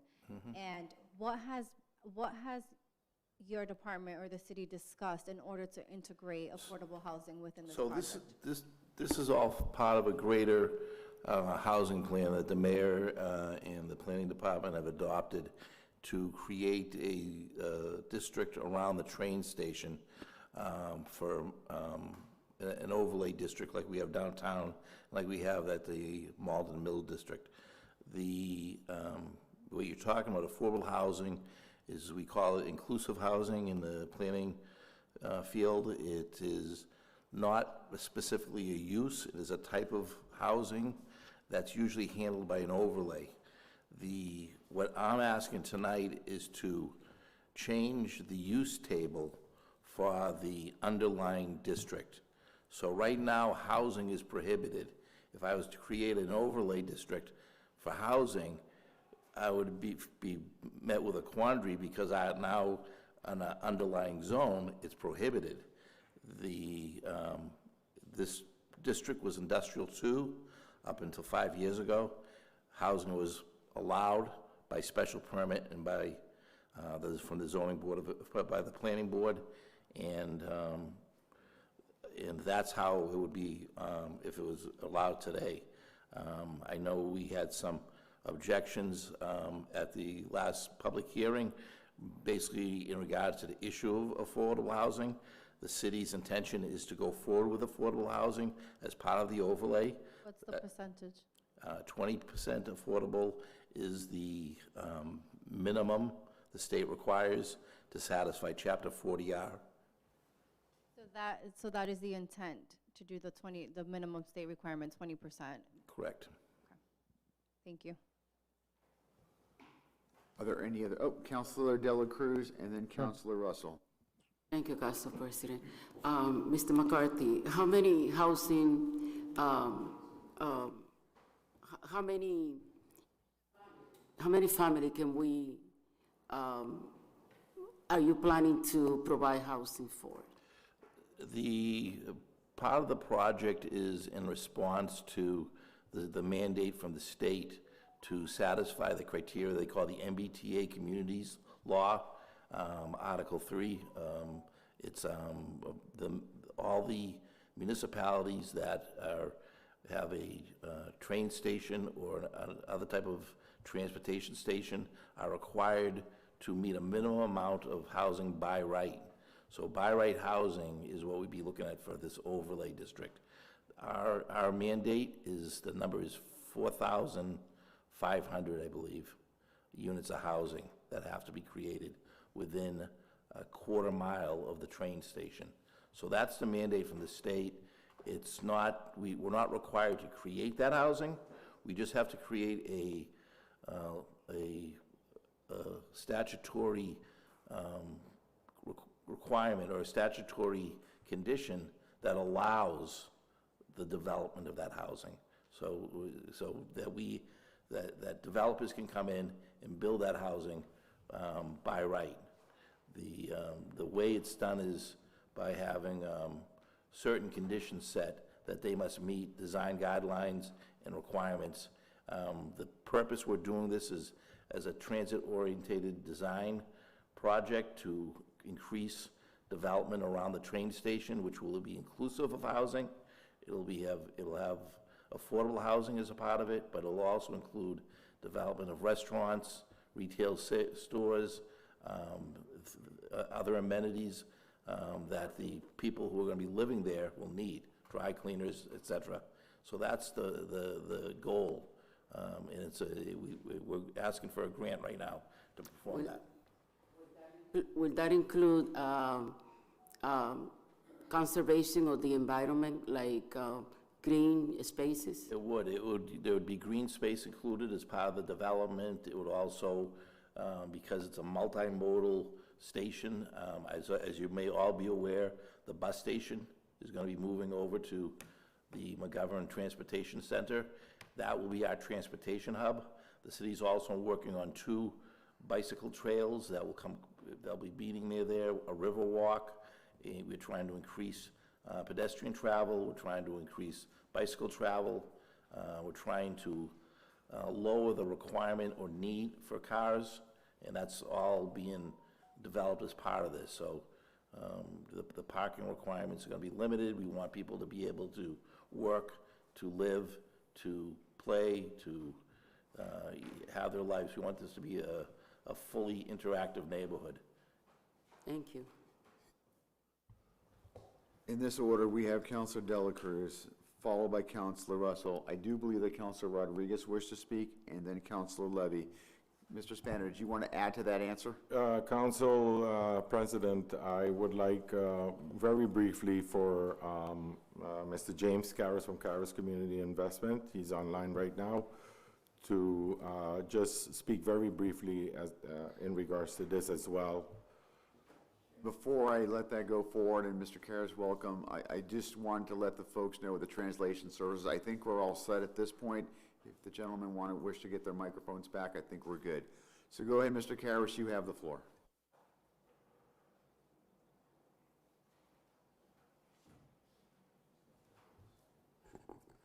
Mr. Karras, I think you're unmuted. I mean, you're muted. Can you unmute?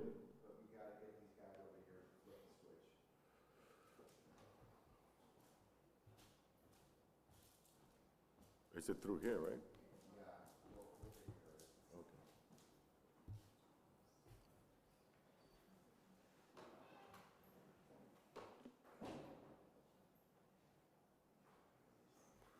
You can continue. I just wanted James after he finished.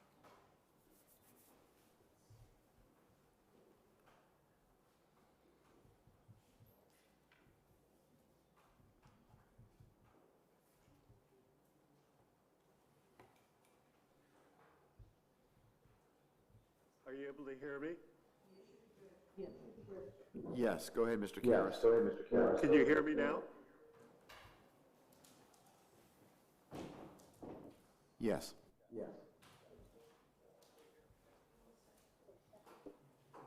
If you're able to hear me, I have reviewed the urban renewal plan relative to this proposed zoning overlay district. And the urban renewal plan, which was done in 2017, established a broad vision in terms of urban renewal. And part of that vision is enable residents to afford better housing. To implement that vision, there are a number of strategies that the plan talked about. And the strategies to implement the plan included 8 high priority strategies. And one of them, the number 2 highest rated strategy, was to create mixed use development.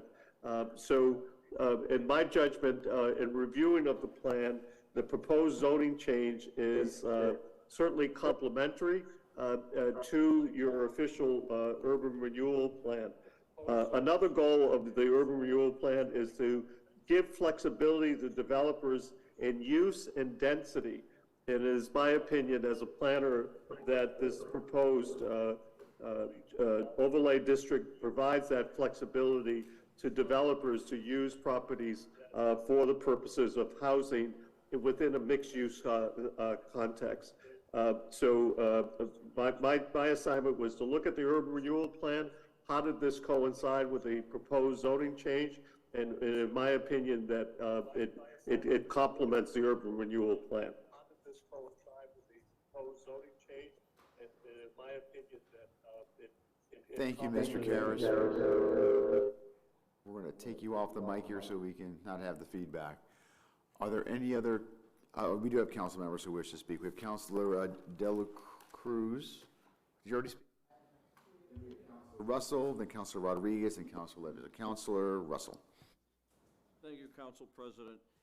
Mr. McCarthy, will acceptance of this document to change amend the city zoning ordinance, will this be etched in stone in particular?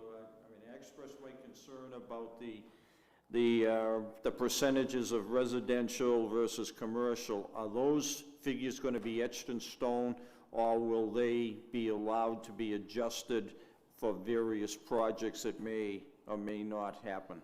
So the purpose of that is to coincide with the mayor's vision of having an active storefront area along Merrimack Street. So these numbers were put together to suggest enough that they would create an impetus to have commercial uses on the first floor.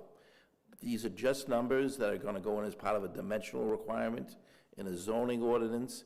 Any dimensional requirement can be amended by the use of a variance. So if somebody was going to go in and say, well, I'm going to meet this standard, but I can only do 17% for some reason because of conditions in the land, then the zoning board would hear that, and if they feel that there was a need to amend those numbers, they could do that readily. Wouldn't it be easier to have the numbers amended in the zoning ordinance as opposed to looking for a variance? To me, it would be eliminating one step in the process, as in the case of from 5,001 to 20,000 square feet, you can have 75%, but if you go to 20,001 square feet, you can have 90% residential. Wouldn't it be more, in my way of looking at numbers, wouldn't it be more effective to have a sliding scale as the area went up, your percentage of housing would increase and your percentage of commercial space would decrease? I think it's possible, but I think you're getting into determinations that can be quite complicated, and I think we're trying to make this as usable as possible for developers. If they come in and they said they can't meet it, or they want to go greater than a certain number, and they have a reason why they can do it, they can do that. But like I said, the purpose is not to, burden their development, it's to increase the storefront situation.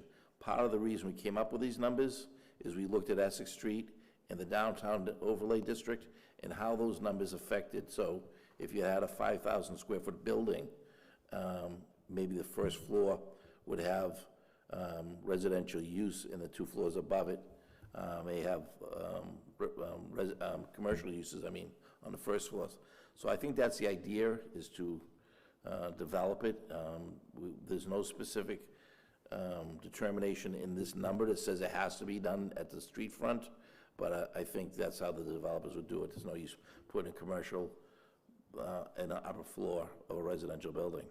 Okay, so the area of development, we'll say 5,000 square feet, that is the footprint of the building? Okay. Councilor Rodriguez. Thank you, Council President. So essentially, this ordinance went into an effect back in 2017, 2019. There was a final approval. I was part of this council when that happened. And the main point of that was because we want to develop those areas as commercial. But now we're changing it, and we're changing it drastically to residential all the way around. So I want you to get your calculator for me, please. I want you to get your calculator. So my recommendation, No. Yeah. I'm not asking that. Okay, I want you to get your calculator. yeah. Okay, Yes. all right. And I want you to get 50% of 5,000 square feet. How much is that? 2,500. Thank you so much. So now I want you to, so if I have a building of 5,000 square feet, you require 2,500 to be commercial. Correct. So now I wanted to go to a 20,000 square feet building. You know what your commercial requirements? What is 10,000 of 20,000? What is 10% of 20,000? 2,000. So you're telling me that for a building that is 20,000 square feet, your requirement, 10% commercial, is less than the 5,000 square feet building. That doesn't make any sense, because we're encouraging only residential. We're encouraging only residential. So you're telling me that if you have a 20,000 square feet building, you're only requiring that building to be 2,000 front storage in that building. That's your requirements. It should be the other way around.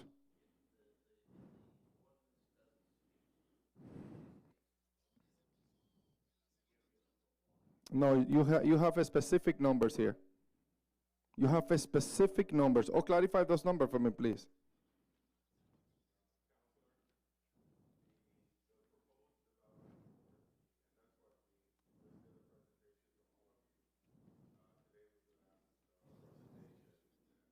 On the presentation, we didn't talk about that.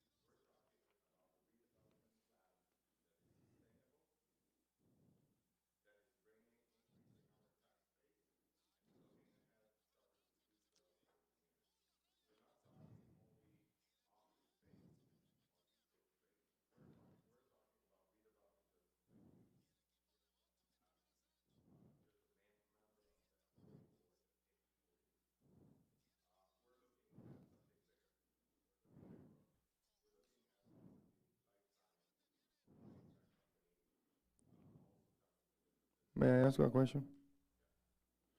So go to the blue section because we are taking a vote on this blue section that we have on this package today.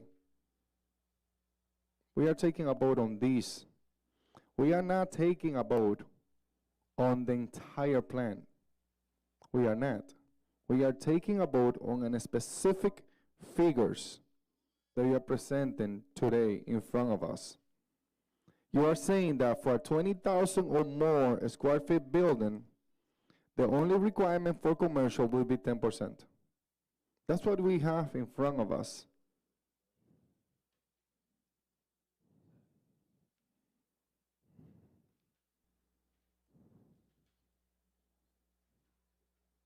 This is simple math. I mean,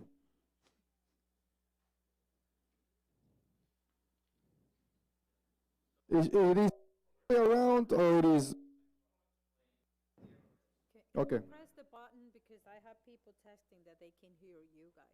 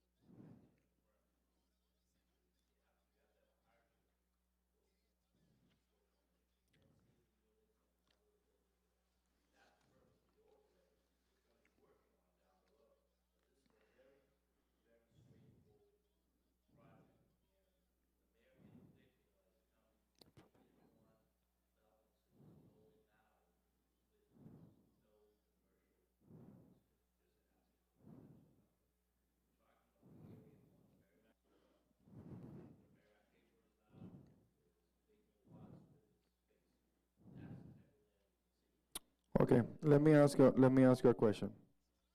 If we have a 100,000 square feet area, based on your numbers here, we only requiring 10% of that to be commercial, which will be about 10,000 square feet to be commercial. That's only housing. That's what you're doing. You are changing this plan drastically from commercial to housing based on these numbers. And if you have a small landlord that wanted to build a multifamily on a 5,000 square feet on that area, and then you are telling that poor guy that only have 5,000 square feet that he have to have half of it commercial. And on the other way around, when you have a huge landlord or a huge developer, you're telling them only 10% should be commercial. I think it should be the other way around. I think that we should be, if we have a huge development, that have to be half of it should be commercial.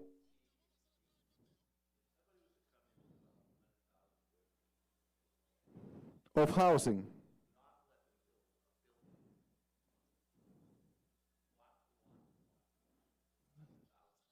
This is what it says here.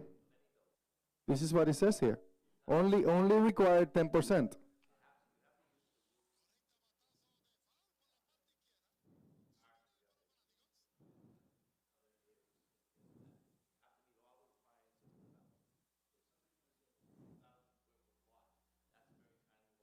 No. Don't try to confuse me.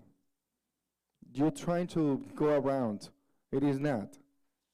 I completely understand that for $100,000, for 100,000 square feet development, you have to have other specific things, requirements for parking, which you said on this proposal that it was supposed to be in table 4, and I don't see table 4 here.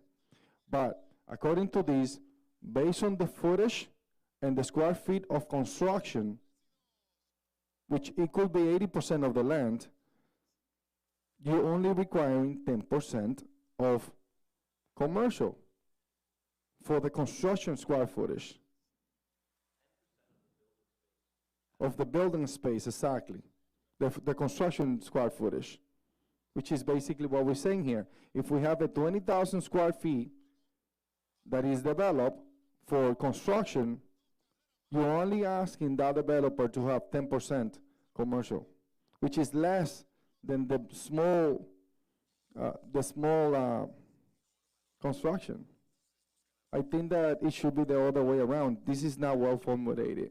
We're changing the entire area to be residential only, basically, because we are not requiring commercial. If you increase the amount of area that you have, you basically, if you're saying 5,001 square feet area, you're only requiring 1,250. So it's like as much as you develop, as much housing as you develop, as less commercial you're gonna have. That's what it says on this plan. So we are only, go ahead.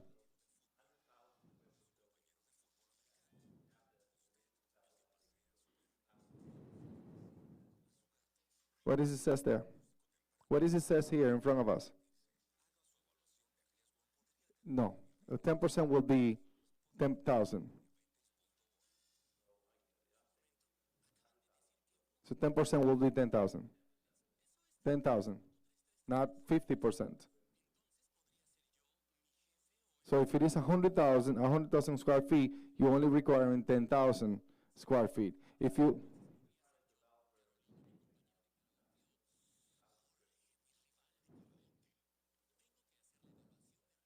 I don't care about what the state can do. I care about what the paper that I have in front of me. So I cannot make a decision based on the possibility of others.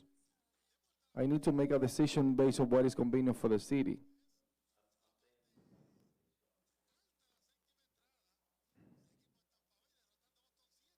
Okay, so obviously we have no response. Do you mind providing the table 4 that is not on this package when it comes to parking regulations? That's at the very end, like 3 sheets from the end. It says add to section 2918 parking regulations, add requirement for any use to table 4. But I was looking to table 4 and I wasn't able to see it.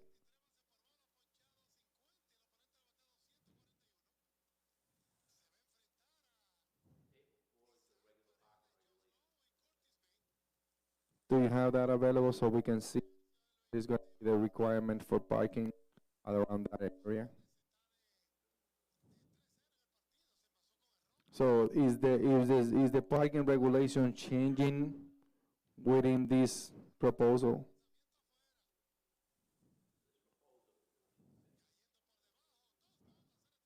What is the current parking regulations for?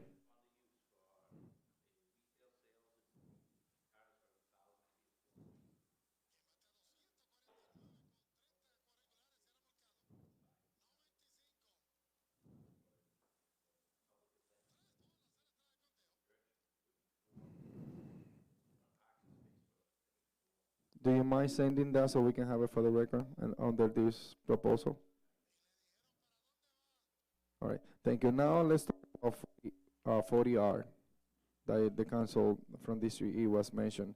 When you said that it's going to be 20% affordable housing on that area, if they choose to go 40R, right? That's not a requirement. That is if they choose to go 40R. They are not necessarily required to go 40R. So I want you to make sure you mention that, because when you respond to Councilor Infante, you say that 20% of housing, 20% of the housing was going to be affordable. But that if they choose to go 40R, right? So it is an option for developers, not a requirement for this area, right? Mhm.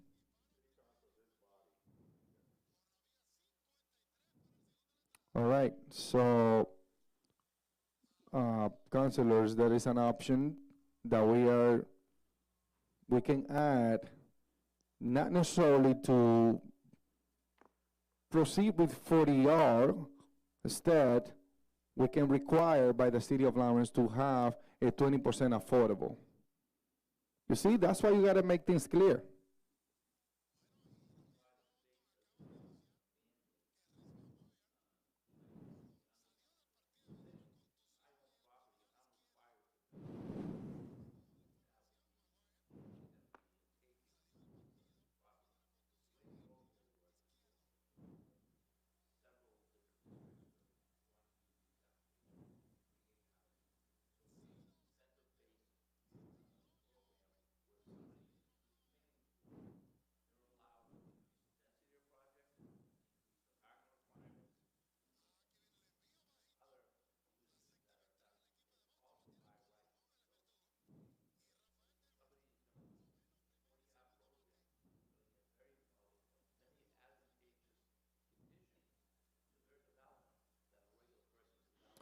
And and I understand that, but you know why it is important to make this clear? Because back in 2017, when I was new on this council, I asked the same question as Councilor for District E just asked, and the same answer come up. Yes, it is a 20% requirement when it comes to the Canal Street area on the overlay. And guess what? That's not required. It is not a requirement on that area, and developers choose to go 40R. Now I'm hearing the same thing. We got to be clear with this type of thing.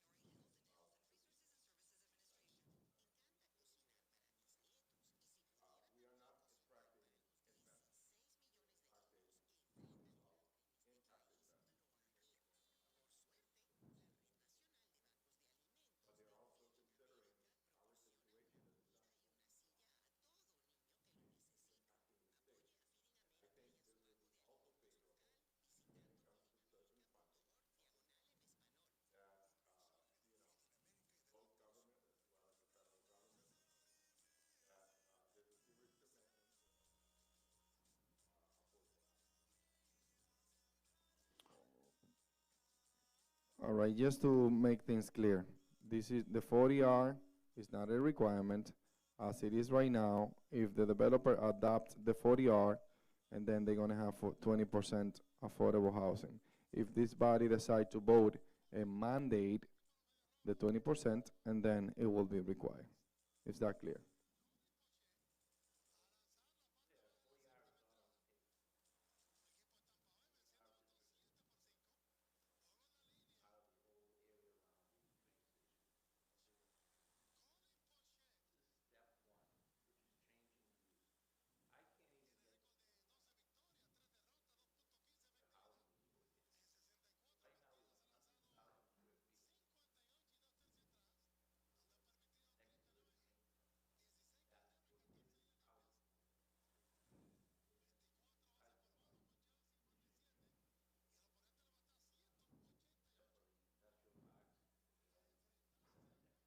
So I'm glad that you said that, because you were the one presenting this when I voted yes on the industrial zone back then in 2017. You were the one sitting there. And if you change in perspective, that's fine. But we gotta be clear that back then, when we actually adopt this zoning, the overlay, back then to allow commercial on that area and not residential, we have this discussion. And we were saying back then, after the LRA did a tremendous story for about 2 years, they sit down with the community and everything, and they recommend to this body for that to be changed. And you were sitting down right there where you are right there. And you guys recommended to us, and we voted yes. So if that changed, I mean, I understand, but I mean, back then it was okay. I just want to make sure that we put that for the record, because it is on my position, it is bad, because I'm voting on something that at some point work and then go back and changing it. I mean, without trying hard. I mean, that's kind of like, not a good thing. But that's fine. Just want to make sure that at least for the affordable housing, and when it comes to the 40R, we're clear on that. And if the body wanted to set up the 20%, that we shouldn't be waiting just for the 40R. We should, make it as we choose to. All right, thank you, Council President. Next speaker is Levy, Councilor Infante, and then with Councilor Dela Cruz. No, I just only have one question. That was like the Merrimack Street, and it's going to be both sides of the Merrimack Street, not just only from the side of the train station. It's going to be, this district runs from the shores, the southern shore of the Merrimack River. Yes. To the train track. The overlay district will be larger than that. So this goes from, this district, PIDD, goes from South Broadway to South Union Street, which South Union Street borders the train station. So that's the easternmost front of it. But also the side where we had the paper, that was the paper company.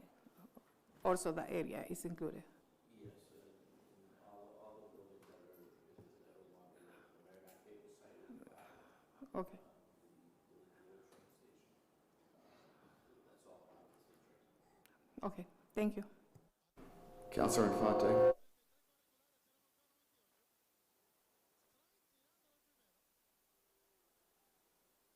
You can go to Councilor Dela Cruz first, and then come to me. Yep, thank you. Councilor Dela Cruz. Thank you, Council.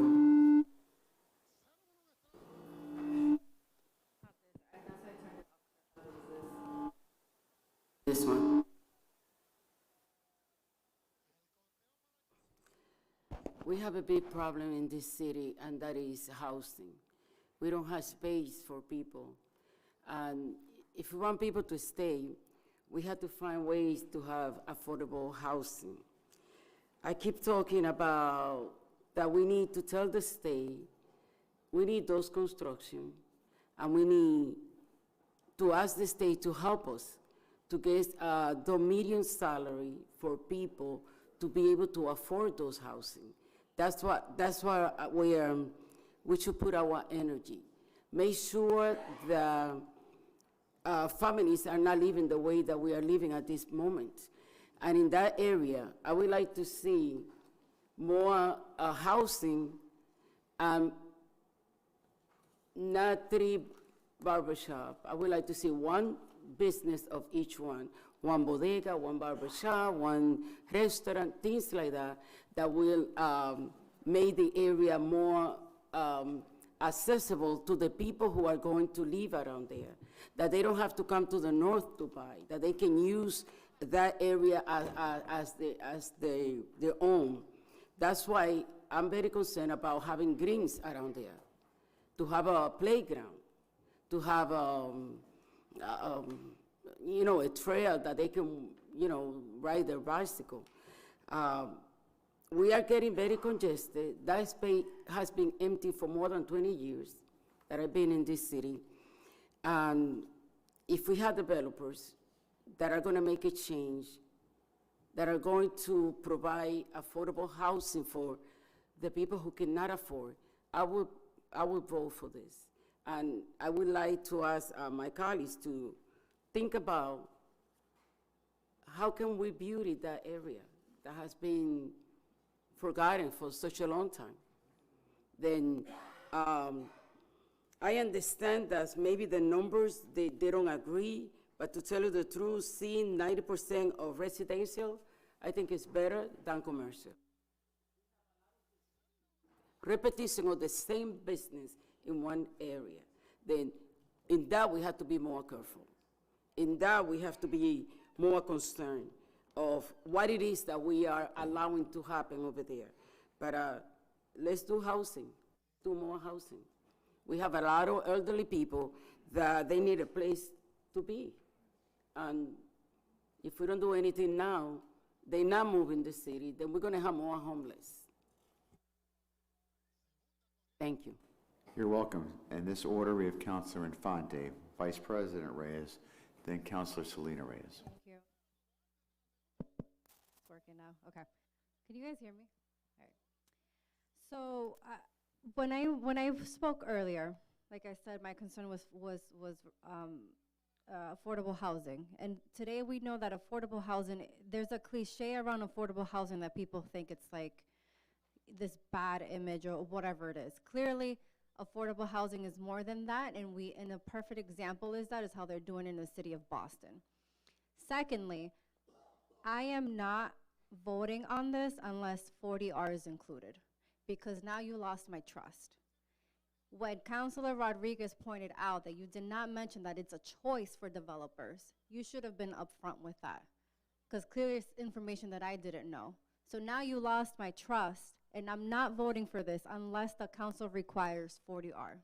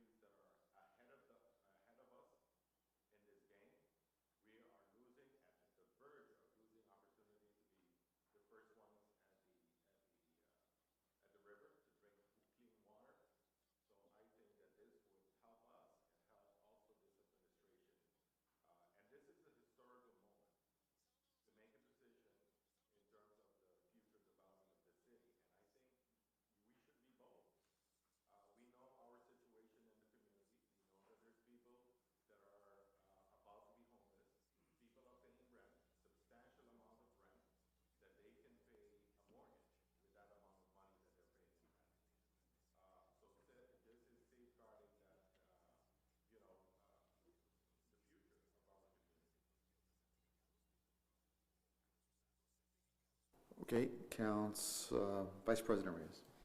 Thank you, Councilor President.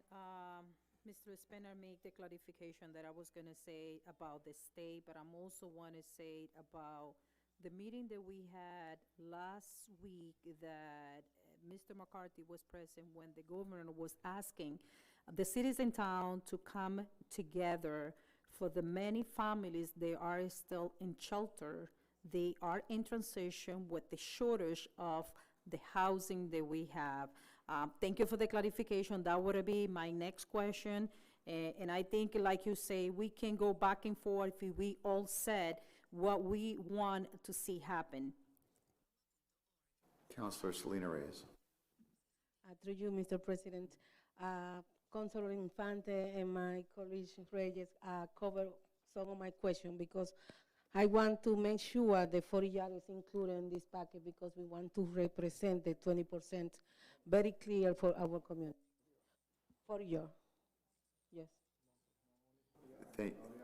Thank you very much. So, something to represent the 20% affordable housing. so Councilor, are you complete? Okay, so is there any further discussion on this matter? See no further discussion. Councilor Rodriguez. Question will be very quick. The intention of the mayor is to have affordable housing there. So would you recommend to this body to adopt the 20% coming from the mayor? No, he's asking us to set it up. So it's One at a part of time. the proposal now that you guys are proposing. No, The- no, it's not included, correct? It would not be, it's the body that needs to vote and include it See? in the, It's on us now. yes. See? Let them vote on it. All right, everyone. So everyone's had a chance to speak. There is a motion before the council right now. I'm going to call the question. The motion is what? This is the underlying motion to approve the document as submitted. So before we have the motion, I think that another motion needs to take place, which is the 20%. Well, no one has made that motion, so now I'm looking. I second. Who? Who's making the motion? Can somebody explain the Everybody's pointing motion? at everybody else. I need a motion. Councilor Selena Reyes is making a motion that 20% of the housing constructed in this entire overlay be for affordable housing. Is that the motion? second that, yes. As a friendly amendment, and you are the sponsor, it's accepted. There is a current amendment. Now this So has been amended. can we do this procedure-wise, please? So can we take a roll call on the 20% only before we take the final vote? Well, it's up to, I mean, there's two ways to draw up an amendment. The counselor here can make an amendment that's been approved by as a friendly amendment, is now as part of it, so that's already part of the package.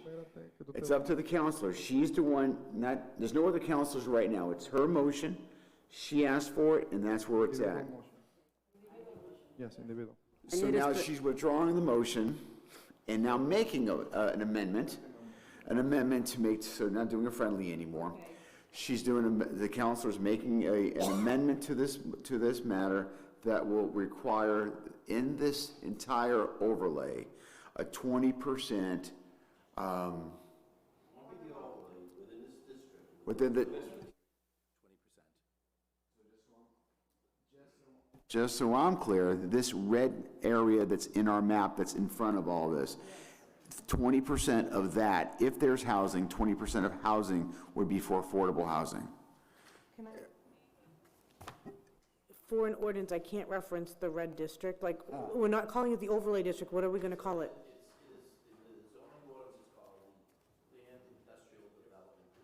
Thank you.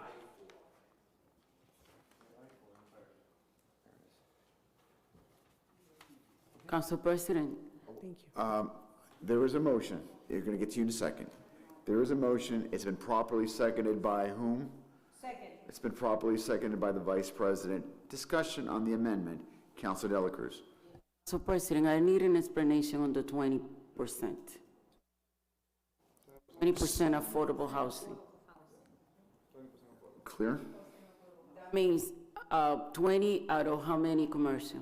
Out of whatever is residential housing, if there are 100 units, I'm not saying what the number is, if there's 100 units, 20 units are going to be affordable housing. Are we all clear? So now we're voting on the motion. Motion on the amendment. No. Ray has made that motion, and I don't have it seconded yet. The Vice President. Thank you, thank you. It's the same name. Yep. No, are we all good on the vote? Yes. I'll ask for a roll call vote. Clerks, please call the roll. Sorry.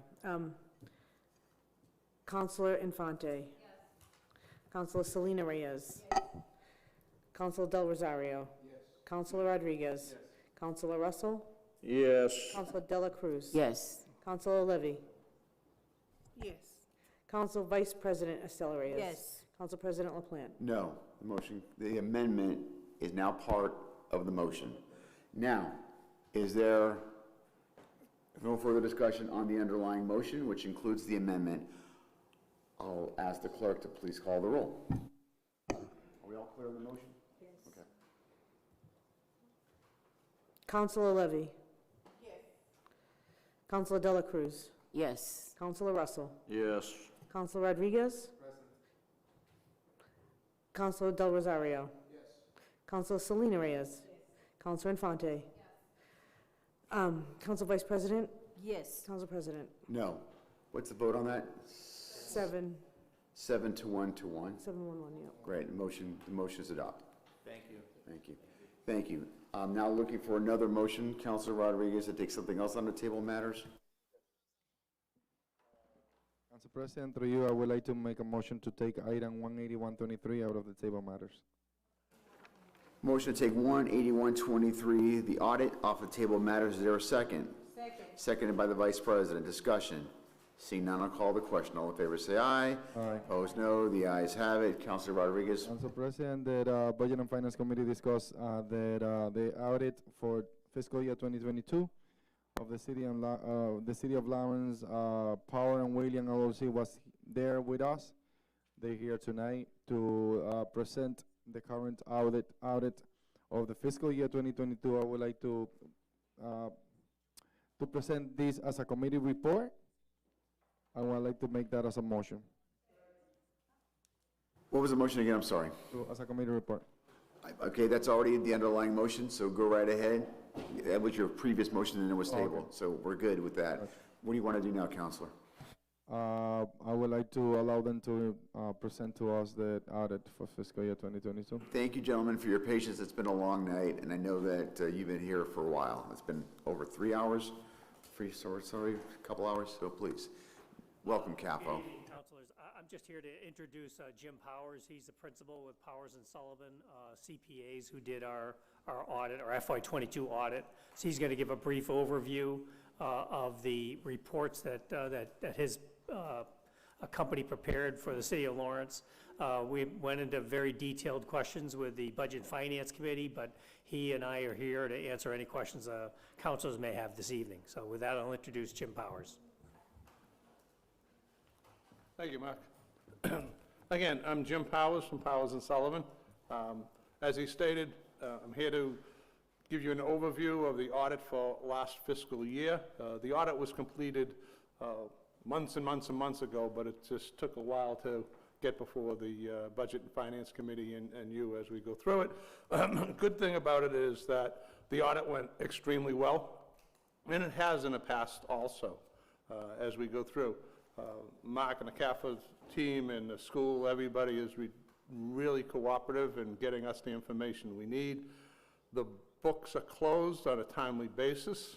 They are accurately closed every month, not just at the end of the year. And so one of the biggest things we do from an audit standpoint is we take a look at your internal controls over financial reporting to make sure that the finance people are safeguarding the assets of the city, and that during the year, any interim reports that they give you, you can rely on being accurate presentation. So when you take a look at it in the middle of the year, if there's a downturn in revenue or something occurs, you can make a decision financially whether to, oh, we have extra money this year, or we may have to cut back. That's very important to know that during the year in order for you to do your due diligence and your job. One of the things that we look at as part of our risk assessment is we look for things called material weaknesses in internal controls. That's where, for example, the treasurer's office and the CAFA's office, et cetera, and the comptroller's office don't reconcile cash and investments on a timely basis. Don't post things to the ledger.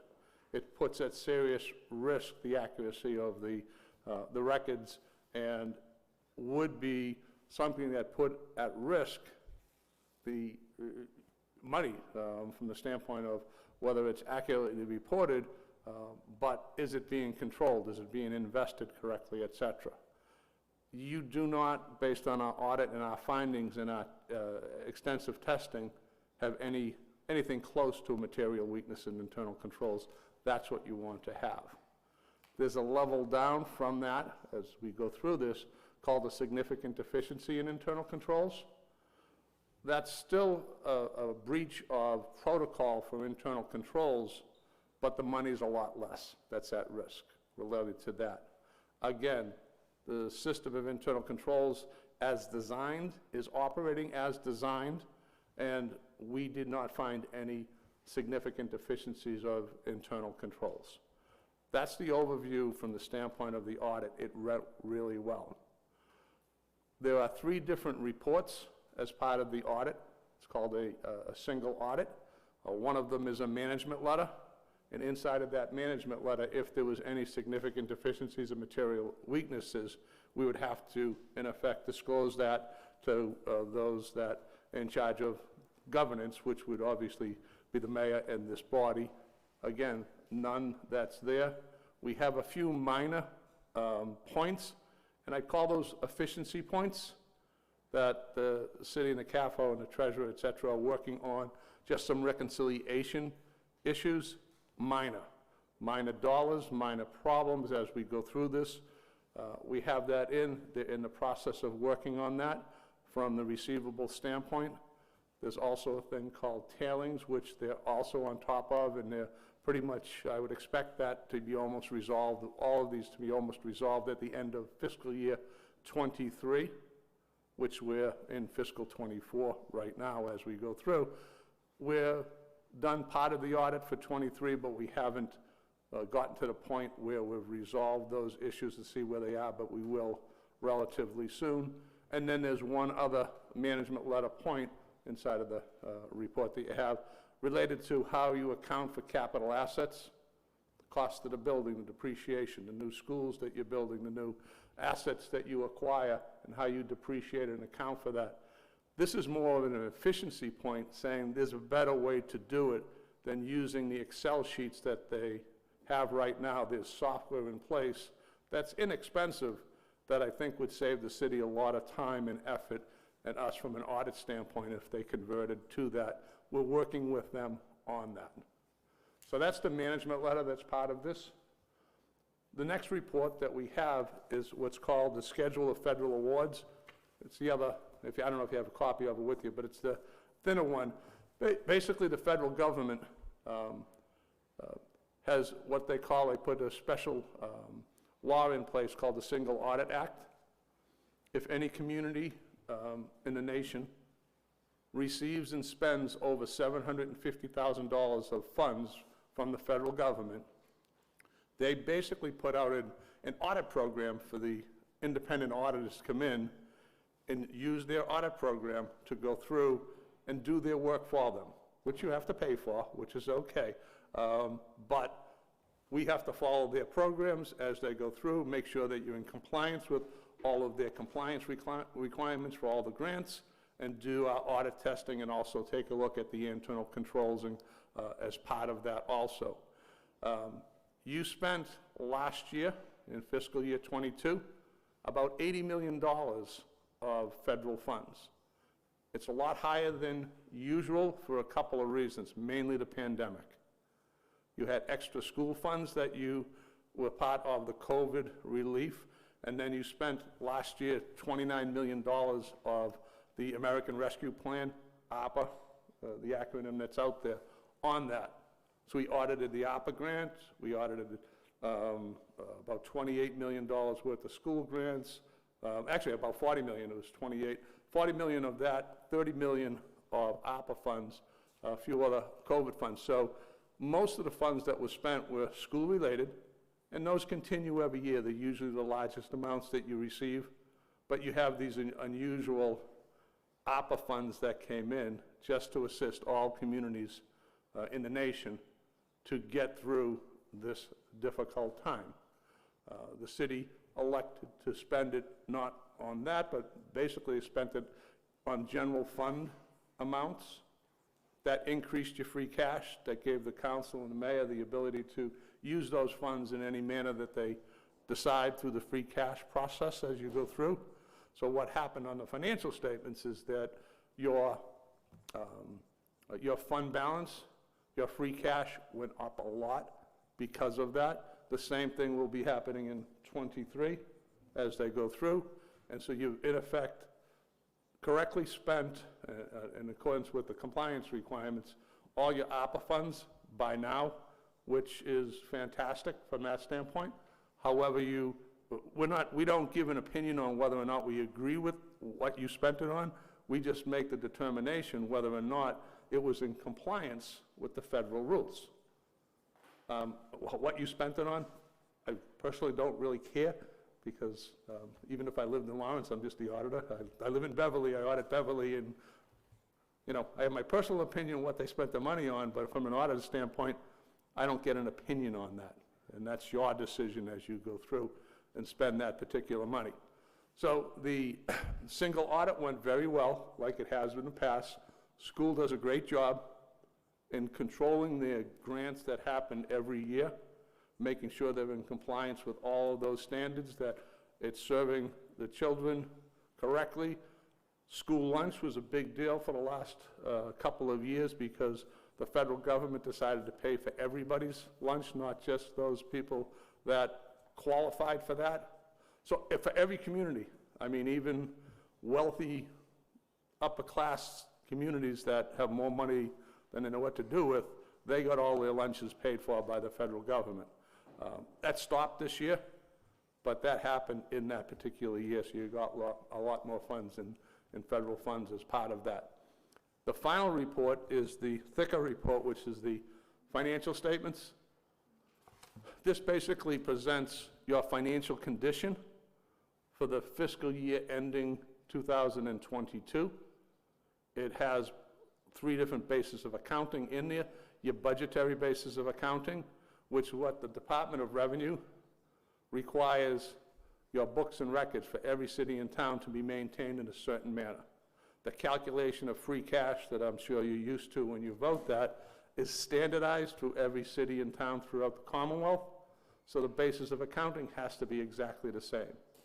We go through that, we make sure that the accounts are in compliance with the standards set by the state. They are. Your free cash has been calculated correctly.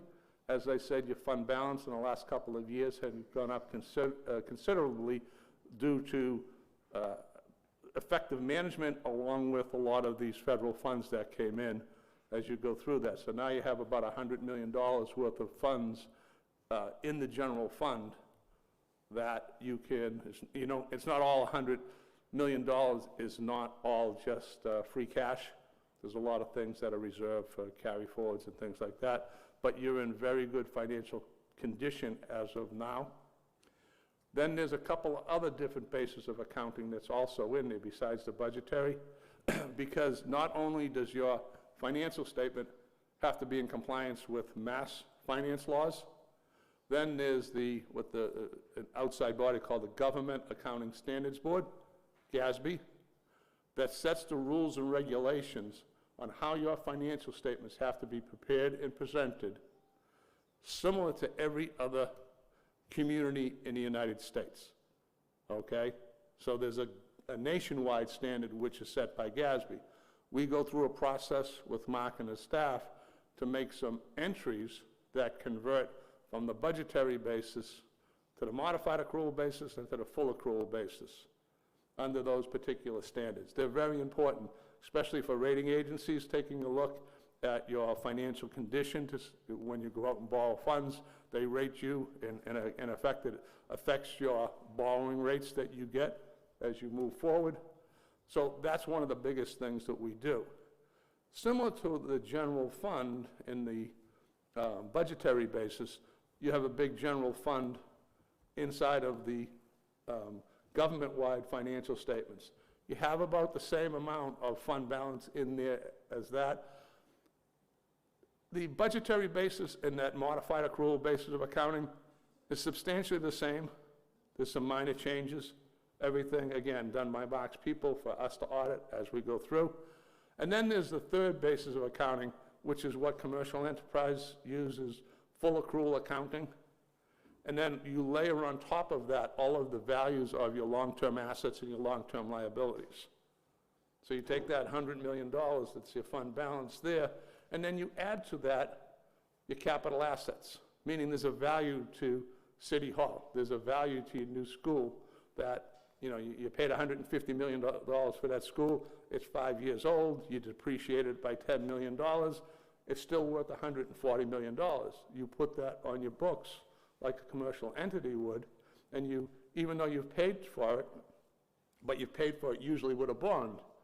And so you might have it's like your home. You have a mortgage outstanding, and what's the net amount?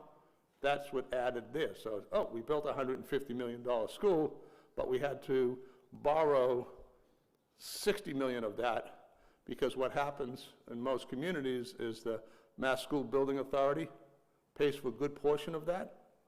That grant comes through, you comply with those, we audit those when those come in also, and so all of a sudden your net worth looks higher than it appears just on your fund-based. Those are your big assets, but then there's two really large long-term liabilities. You're doing everything correctly, but you have a pension liability, okay? And what you need to do with your pension, Lawrence has its own pension system. We audit that as part of our role here. So we audit Lawrence's pension system. And then what happens is that they go through, an actuary is hired to complete what's called an actuarial valuation. That actuarial valuation sits back and says, what do we owe all our current employees for the pension benefits they've earned to date? Anyone from a first-year person that's 23 years old and was just hired to the 65-year-old person ready to retire that has 37 years of service in. Well, the liability, you don't start paying that liability until that person retires. So that 65-year-old person that's retiring at the end of December, you're going to start having to pay that person based on his or her expected life expectancy, based on also Mass General pension laws that say this is what you have to pay this person based on age, years of service, and average salary for your highest several years worth of salaries. The actuary projects that out, says, okay, over the next, we expect that person to live till 87. So all of a sudden you get 22 years worth of pension payments to that person. They bring that out, and without getting too technical from a math and accounting standpoint, because that can bore the heck out of everybody, they bring that back using a discount rate saying, okay, what do I have to have in the bank today in order to fully fund that so the city doesn't have to contribute any additional funds, using investment income, all kinds of assumptions. The city has, and actually the city's in pretty good shape relative to your funding percentage on that. You're funded at the end of fiscal year 2022 at a rate of 69%. So what it means is that you have $138 million of a pension liability. So it's an unfunded liability. You are short by $138 million that you would need to put in the bank today in order to pay for everybody's retirements, whether they're active employees or the retired employees, to let them all finish their actuarial age, and people do pass away, and when they do, it stops and you go through. Some of them you went on, if you look at it just from an accounting standpoint. If you pass away after the 87, you ended up not having enough that you thought of. If you pass away before that, you didn't pay out as much. But it's one big group as you go through that. But most communities aren't funded that highly. A lot of them are low 60s, 50s, et cetera. Some of the regional retirement systems aren't funded as well. So you're on the, say, probably the top third of the 104 retirement systems in the Commonwealth. So your retirement system's doing a good job investing, and that's a good sign. This year could be a little bit different because we kind of had a market crash going through 12/31/22, that everybody lost some funds, they've come back. So there's a big fluctuation in investment income as they go through, but the gap, the accounting makes adjustments for that Mark will go through with us, and we make sure that that's recorded, and you'll see that in the financial statements. The big liability, and the other thing, for pension liability, that's a legal requirement that you fully fund your pension plan by 2040. It's the law, that's what you have to do. So when the actuary and the retirement system figure out the funding plan and send over to the council and everybody else saying your pension assessment is X, you have to pay that. It is what it is, and the closer you come to 2040, the more urgent it becomes to make sure that you're still on track with that. You still have a while to go. Everybody else is in the same boat. The second liability, that's, again, for the same population.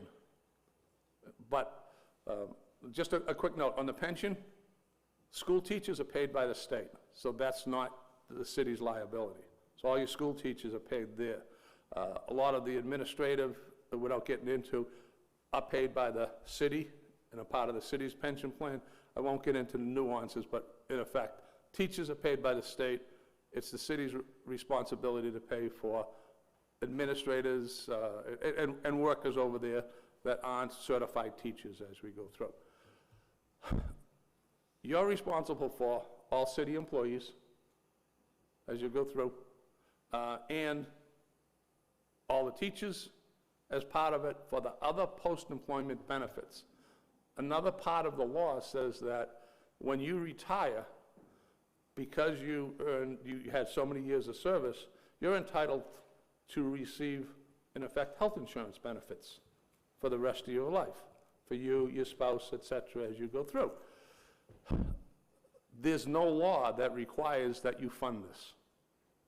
They tried years ago to do that, but it didn't get through the House and the Senate, you know, as part of downtown. So it's up to each and every community to decide whether they want to voluntarily start funding that liability, okay? This is one of the ones where you're not at the top. You're at the bottom third on this. A lot of communities have started funding what's called the Other Post-Employment Benefits, and OPEB, if you've heard it before, that's the acronym that's used, putting money aside, voting it every year into your budget to contribute to a trust similar to the Lawrence Retirement Systems Trust. And they have, some places have fully funded it, very few, maybe about 10 in total. A lot of them have made significant inroads in there. You, in effect, haven't done much of anything, so you're 100% unfunded for all intents and purposes. You get a little money in there. You've got a $338 million unfunded liability for this. All you have to fund is the pay-as-you-go. So when the retirees gets their pension benefits, including the health insurance, you're paying for your portion of that health benefits. And it's like most plans, they'll go through and you'll pay a percentage of it. When you don't pay 100%, but you pay your percentage. You have to pay at least 50%, and then it's up to the community to decide what that rate is as you go through. That's a big liability, obviously, and it's not funded. It's not going to help you when people analyze your financial condition from a bond rating standpoint, but you're not doing anything wrong. It's a decision you make. There are a lot of communities that decided not to do this, and what they're waiting to have happen is once they fund their pension liability, say by 2040, you pay off or you have some great investment years, and all of a sudden you have $138 million liability, you funded that. Well, your pension assessment that you get from the retirement system goes down significantly because you're not paying off this unfunded liability anymore, and people are using that to shift the normal appropriation to the OPEB trust fund. And one other thing that will happen when you start funding the OPEB trust fund, this is what you need to talk to the actuary about, you have to use a risk-free discount rate. And in effect, think about what you can earn on your investments as being the discount rate. Right now, the pension system has an assumption of they're going to earn 7% over time. You know, it's going to go like this, but over time, 7%.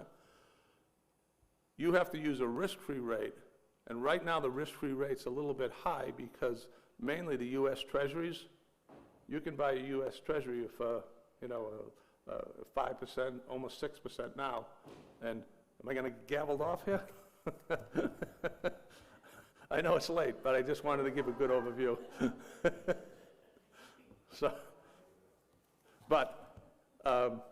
But your rate is 4.09 that the actuary used for 2022. If you went and had the same rate, if you started investing funds in there, if you use 7%, and if you were contributing a sufficient amount annually and had that in place, the actuary can, in effect, use a blended rate. But if you're using 7%, that $338 million liability would probably be cut in half because investment earnings is taking away your contribution because you're using investment in earnings to offset yours. So it would be a big help. But that's a policy decision you have to make whether or not you can afford it. So those are the two big things hanging over your head.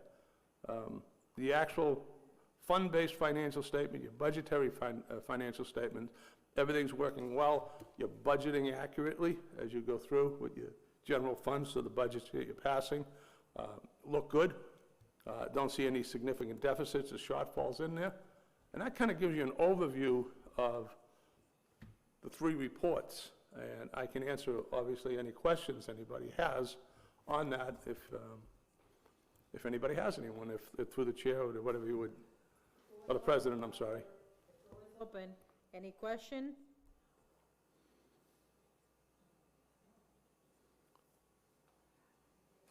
That's okay. You're not? Yeah. Do they have any question? Councilor Rodriguez. Yes. Well, thank you so much for making yourself available to come over to talk to us. I know that it was a little bit of a challenge to get this through committee and then today. Yeah. But thank you. Thank you for everything you have done for the last years for the city. Well, thank you, Councilor, for the Budget and Finance meeting. We had a pretty robust discussion then about the detailed numbers as we went through, and hopefully that made a difference to help you understand this. And hopefully we'll try to get in before both the Budget and Finance Committee and the Council early this year as we go through and close things up. But we'll see as we go through.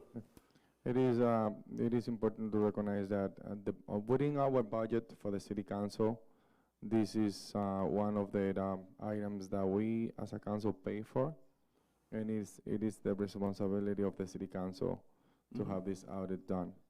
Yep. All right, thank you. Other question? Here none. We have to take two votes. The first one have to be accepting as a committee report, which I believe Councilor Rodriguez present the motion. Councilor Infante, only because it's you, after I say that I was going to call the motion. Motion to go past 10. It's not, yes, 10. So motion past 10. Those in favor? Aye. So the first motion is to accept the committee report. All those in favor? Aye. The ayes have. The second motion is to, what is the second motion? To accept the audit as a present. All those in favor? The ayes have it. All right, thank you. Take care. Thank you. If there's no other tabled items, we will move to new business. I know the guilty party when I see the guilty party. New business. I'm just kidding. I want to take an item as an emergent, as a new business. Can we take that out of one and out of order, just in case any councilor needs to leave early? So if there's no objection, we're going to take document 36723, Stockton Park, rename water fountain. What is the motion, Counselor? So we take it as an emergency that we are going to be able to vote tonight, and we're not going to send the item down to the committee. So that would be, so there's two things. So one is a rule that you're looking to suspend this evening. Yeah. That would suspend sending it down to the committee. There's a motion to suspend the rules. Is there a second? Second by Councilor Russell. Discussion on suspending the rule. Hearing none, all in favor say aye. Aye. Opposed, no. The ayes have it. Counselor? So, the second motion is to approve to rename, what would it be? Yeah, the emergency is because, or you want me to explain, what would it be the emergency? Or why do we have to take it as an emergency? I think, Counselor, I think what you're looking to do is you're looking to do Rule 12, which describes that any measure first brought before the City Council on adoption must be an emergency measure if it's being voted on that night, so. Yes. So that can be the rules, to declare an emergency at the convenience of the public? Yeah, that would be my motion. To declare an emergency under Rule 12 for the convenience of the public, is there a second? Seconded by Councilor Russell. Discussion. Seeing none, I'll call the question. All in favor say aye. Aye. Opposed, no. The ayes have it. Let's do a roll call vote on this, on the emergency. Roll call vote, please.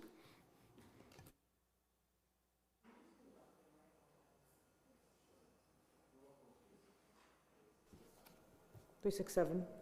Thank you. Councilor Levy is noted as absent. Councilor Dela Cruz? Yes. Councilor Russell? Yes. Councilor Giovanni Rodriguez? No. Councilor Rosario? Yes. Councilor Selena Reyes? Yes. Councilor Infante? Council Vice President Reyes? Yes. Council President LaPlante? Yes. It's now declared an emergency. Counselor? So now the motion is to approve. What are we approving, because there's no name on it? Well, the name is that we are going to be renaming the water fountain on Stockton Park under Mr. Roger Toomey. Motion to name the Stockton Park water fountain the Roger Toomey water fountain. Is there a second? Second. Seconded by Councilor Russell. Discussion. Councilor Infante.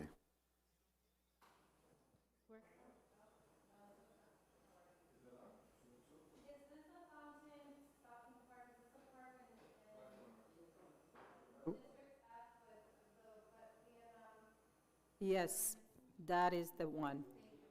Yeah? That is the one.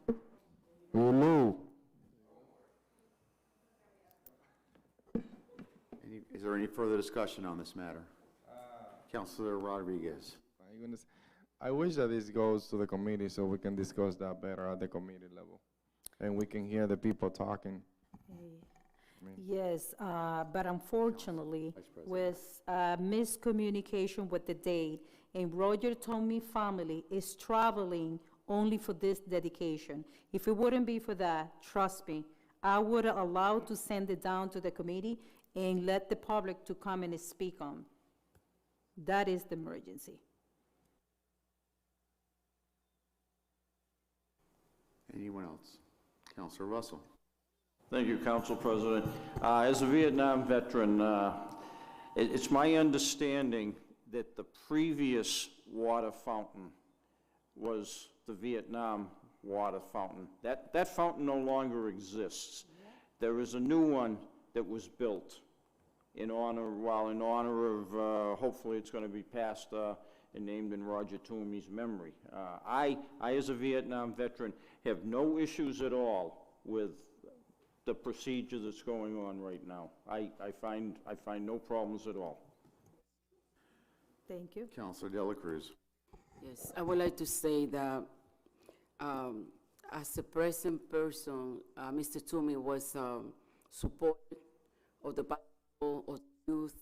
He was there every single time. We had to have that respect for him and his family, because a lot of young people, they didn't go the wrong way because of the Toomey family. Then I'm very glad to hear that something is going to be named after a great person, a great counselor, a great man. That's all I can say about Mr. Toomey. Thank you. Any other councilors? Councilor Rodriguez. We are renaming the water fountain, right? Because it's a confusion between the two of you guys over there. Well, that, as Mr. Ross was explaining, the old fountain is no longer exist. This is a new one, so it doesn't have any name in it. So this we're is not going to be renaming. named Roger Toomey Fountain. So it's name it, not rename it, because on the Yeah, item says name it, rename the water rename, yeah. fountain. All right. I mean, this is something that we before went through, and a lot of people show up to speak, and now we're not allowing the public to speak. I mean, are we gonna have a public hearing for this? There is no public hearings required for dedication. We don't need, It's not a law change, so there's no public hearings for dedications, any dedications, either as corner, like we just had for Nicky Jam, there's no public hearing. There's no public hearings for dedications. So it's not required, but can we ask? have that in the charter. No, wait, we can ask to the board. The question that you ask is certainly, we can call, I mean, it's just money. We can certainly have a public hearing on anything that we want. We want to post it, but it's not a requirement by our laws or the Mass General laws. All right, no more questions. Councilor Infante? Thank you, Council President. I first want to say I appreciate Council Russell's comments on this as a Vietnam War vet himself. Where I'm a bit conflicted is we had the previous fountain, it's no longer there, or no longer in use. We built a new fountain. I don't understand why we wouldn't name the fountain for our veterans in the place that it was already originally there. I do understand that Mr. Toomey has a corner, he has other things. Now we heard testimonials today. I'm a bit conflicted with this, honestly.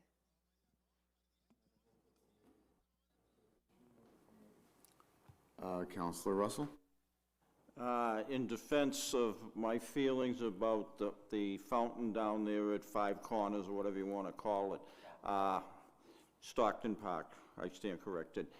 There is also a memorial to the Vietnam veterans, be it only 18 from Lawrence, but there is a memorial for the Vietnam veterans up at Bellevue Cemetery. Any other comments? I'm going to pass the gavel over to the Vice Chair. This is an item that's clearly near and dear to me, as it is to others. And as was so eloquently mentioned by one of the speakers earlier this evening, there were people that sat where we sat in 1969 that took a very difficult vote when it was a very unpopular war, when people were coming back from Vietnam who were not respected, who were looked down upon and were called vile names when they were returning back after serving our country. And the members of the city council voted to make sure that their memories, that we would, quote, never forget. We talk about never forgetting. That fountain, unfortunately, it's in my district, that fountain, unfortunately, we forgot until we were able to figure out, within the last while a bit, that it was for the Vietnam veterans. And it was a tough vote. And the mayor signed it into law. This is, as one of my colleagues suggested, this is a challenging vote. It's a challenging vote for me because I don't particularly like to rename things when we've already done something. And we've done something. And has nothing at all to do with Councilor Toomey, a man who I voted for that square, by the way, on Leeds Terrace. I voted for that. I was there with Councilor Toomey. He was alive when that square was dedicated, and it was a beautiful moment, not only for him, but he had to share it with his family. It was beautiful. And I was proud to take that vote because of things like Stockton and other things that continued to his legacy. He was more than just Stockton. He had a lot of things going for him. So before this evening, I am still somewhat conflicted. I did go to the mayor, and I did talk to the administration, and I did ask, we cannot let this go by. We need to make sure that we have a fountain, just like our predecessors made that decision back in 1969, when I'm sure there was probably a full house that was here, because I'm sure there were passions on both sides on that measure. So the mayor has made a commitment to me, I'm presuming a commitment to all of us, that we will find another location for a fountain for the Vietnam veterans so that we don't forget.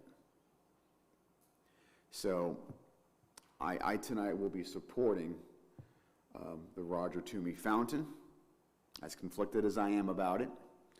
And I understand that I'm going to be putting on the agenda in time for the next meeting, next Tuesday, this item, and we will find a suitable location for it.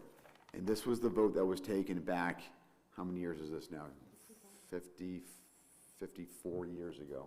September 8th, this month, in 1969, right? So anyway, that's my feeling on that, and thank you for letting me just say, I wanted to speak on a lot of matters tonight, but I saved myself for this one. Thank you, Okay, Madam Chair. so we're ready for the question. All those in favor, say aye. Aye. The ayes have it. Opposed? None? Thank you all.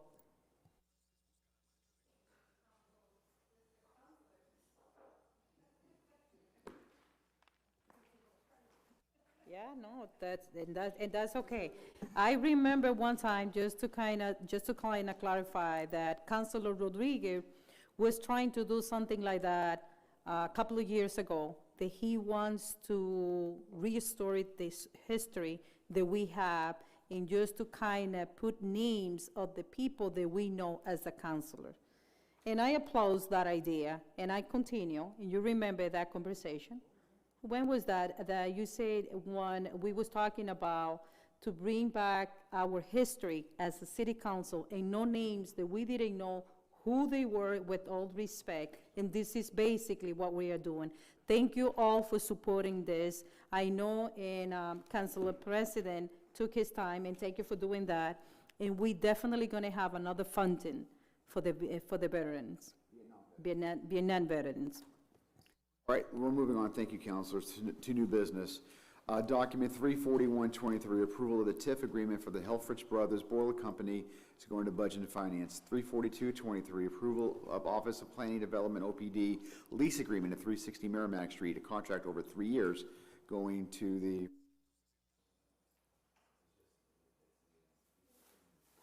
makes sense. Ordinance Committee. Document 34323, authorization to expend grant funds, $139,805 from Mass Department of Public Health for Lawrence Mass in Motion, Safe Routes to School, Parks and Open Spaces, and Healthy Food Access. It's going to the Budget and Finance. Document 34423, authorization to expend grant funds, $719,008, Federal Department of Health and Human Services, Racial and Ethnic Approaches to Community Health. in Lower Tower Hill area. That's going to Budget and Finance. 345-23, authorization to expend grant funds up to $405,377 FY24 PSAP 911 Support Incentive Grant, Budget and Finance Committee. 346-23, authorization to expend grant funds up to $191,000, $191,609.52 FY24 PSAP 911 Grant, Budget and Finance Committee. 347-23, authorization to expend grant funds up to $249,928.40 FY24 Body Worn Camera Grant from Mass Executive Office of Public Safety and Security, Budget and Finance Committee. 348-23, authorization to pay prior year invoices, $30,669.37 is going to the Budget and Finance. 349-23, authorization to expend grant funds, $546,000 from the Executive Office of Housing and Livable Communities, EOHLC. That's the 40R Smart Growth Incentive Funds is going to the Budget and Finance Committee. 350-23, expenditures of funds, $800,000 to the Child Care Circuit Mayor Scholarship Funds is going to the Budget and Finance Committee. 351-23, appointment of Virginia Garcia to the Licensing Board. The term expires on June 5th, 2023. It's going to the Personnel Committee. Number 352-23, appointment of Ruben V. Fernandez to the Library Board of Trustees is going to the Personnel Committee. Document 353-23, amend the non-union classification plan, Schedule 8 chart, order number 2.160 is going to the Ordinance Committee. Number 354-23, handicap parking, 198 Union Street, put on by Councilor Giovanni Rodriguez and Carmen Judith Melendez Vega is going to the Ordinance Committee. 355-23, handicap parking at 88 Bunker Hill Street, number 2 is going to the Ordinance Committee. Document 356-23, handicap parking, 17 Glenwood Drive, Ordinance Committee. Document 357-23, handicap parking, 115 Garden Street, Ordinance Committee. Document 358-23, resident permit parking, Abbott Street between Phillips and Osgood Street, put on me by request by Lawrence Hester, is going to the Ordinance Committee.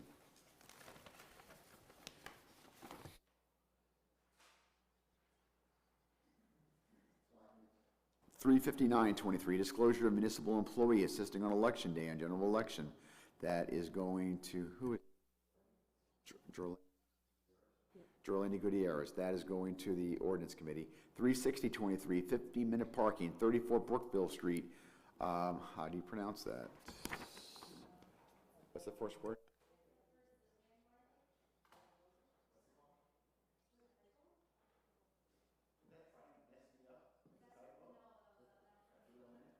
What's the name of the counselor?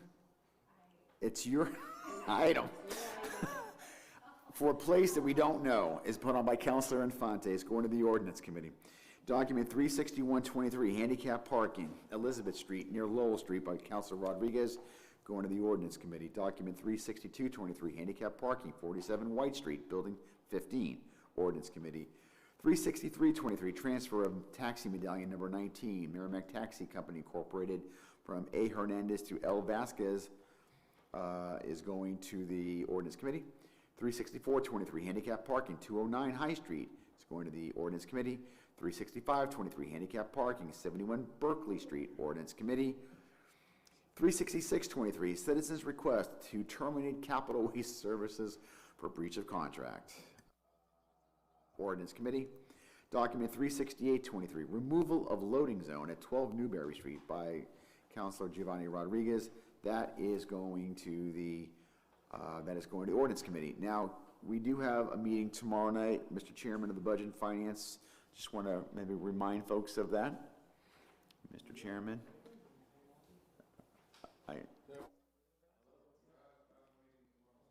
Asking for it. Budget and Finance tomorrow, 7 p.m. Okay? We have a bunch of items. I think the entire agenda, or at least most of this stuff, is going to them, right? Yeah, we have a bunch. Good. Yeah, whatever was posted. Tomorrow we're going to discuss one item, right? It's up to you what you want to do. It's up to you. You can do it all. It's up to you. Do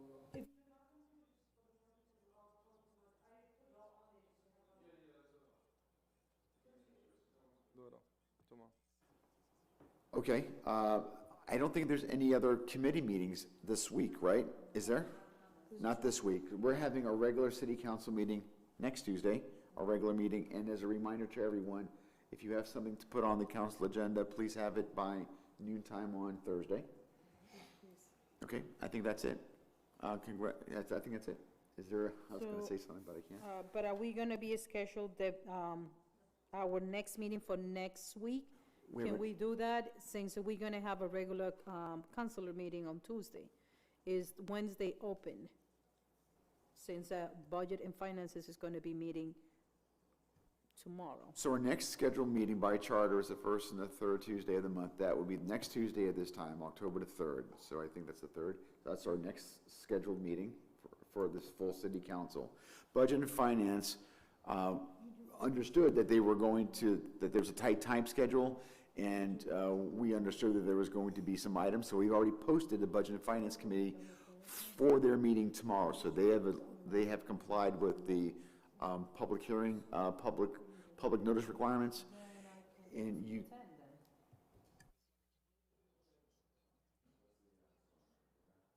Okay. All right, so the only one meeting between now and next Tuesday is Budget and Finance tomorrow. So with that, I'm looking for a motion to adjourn.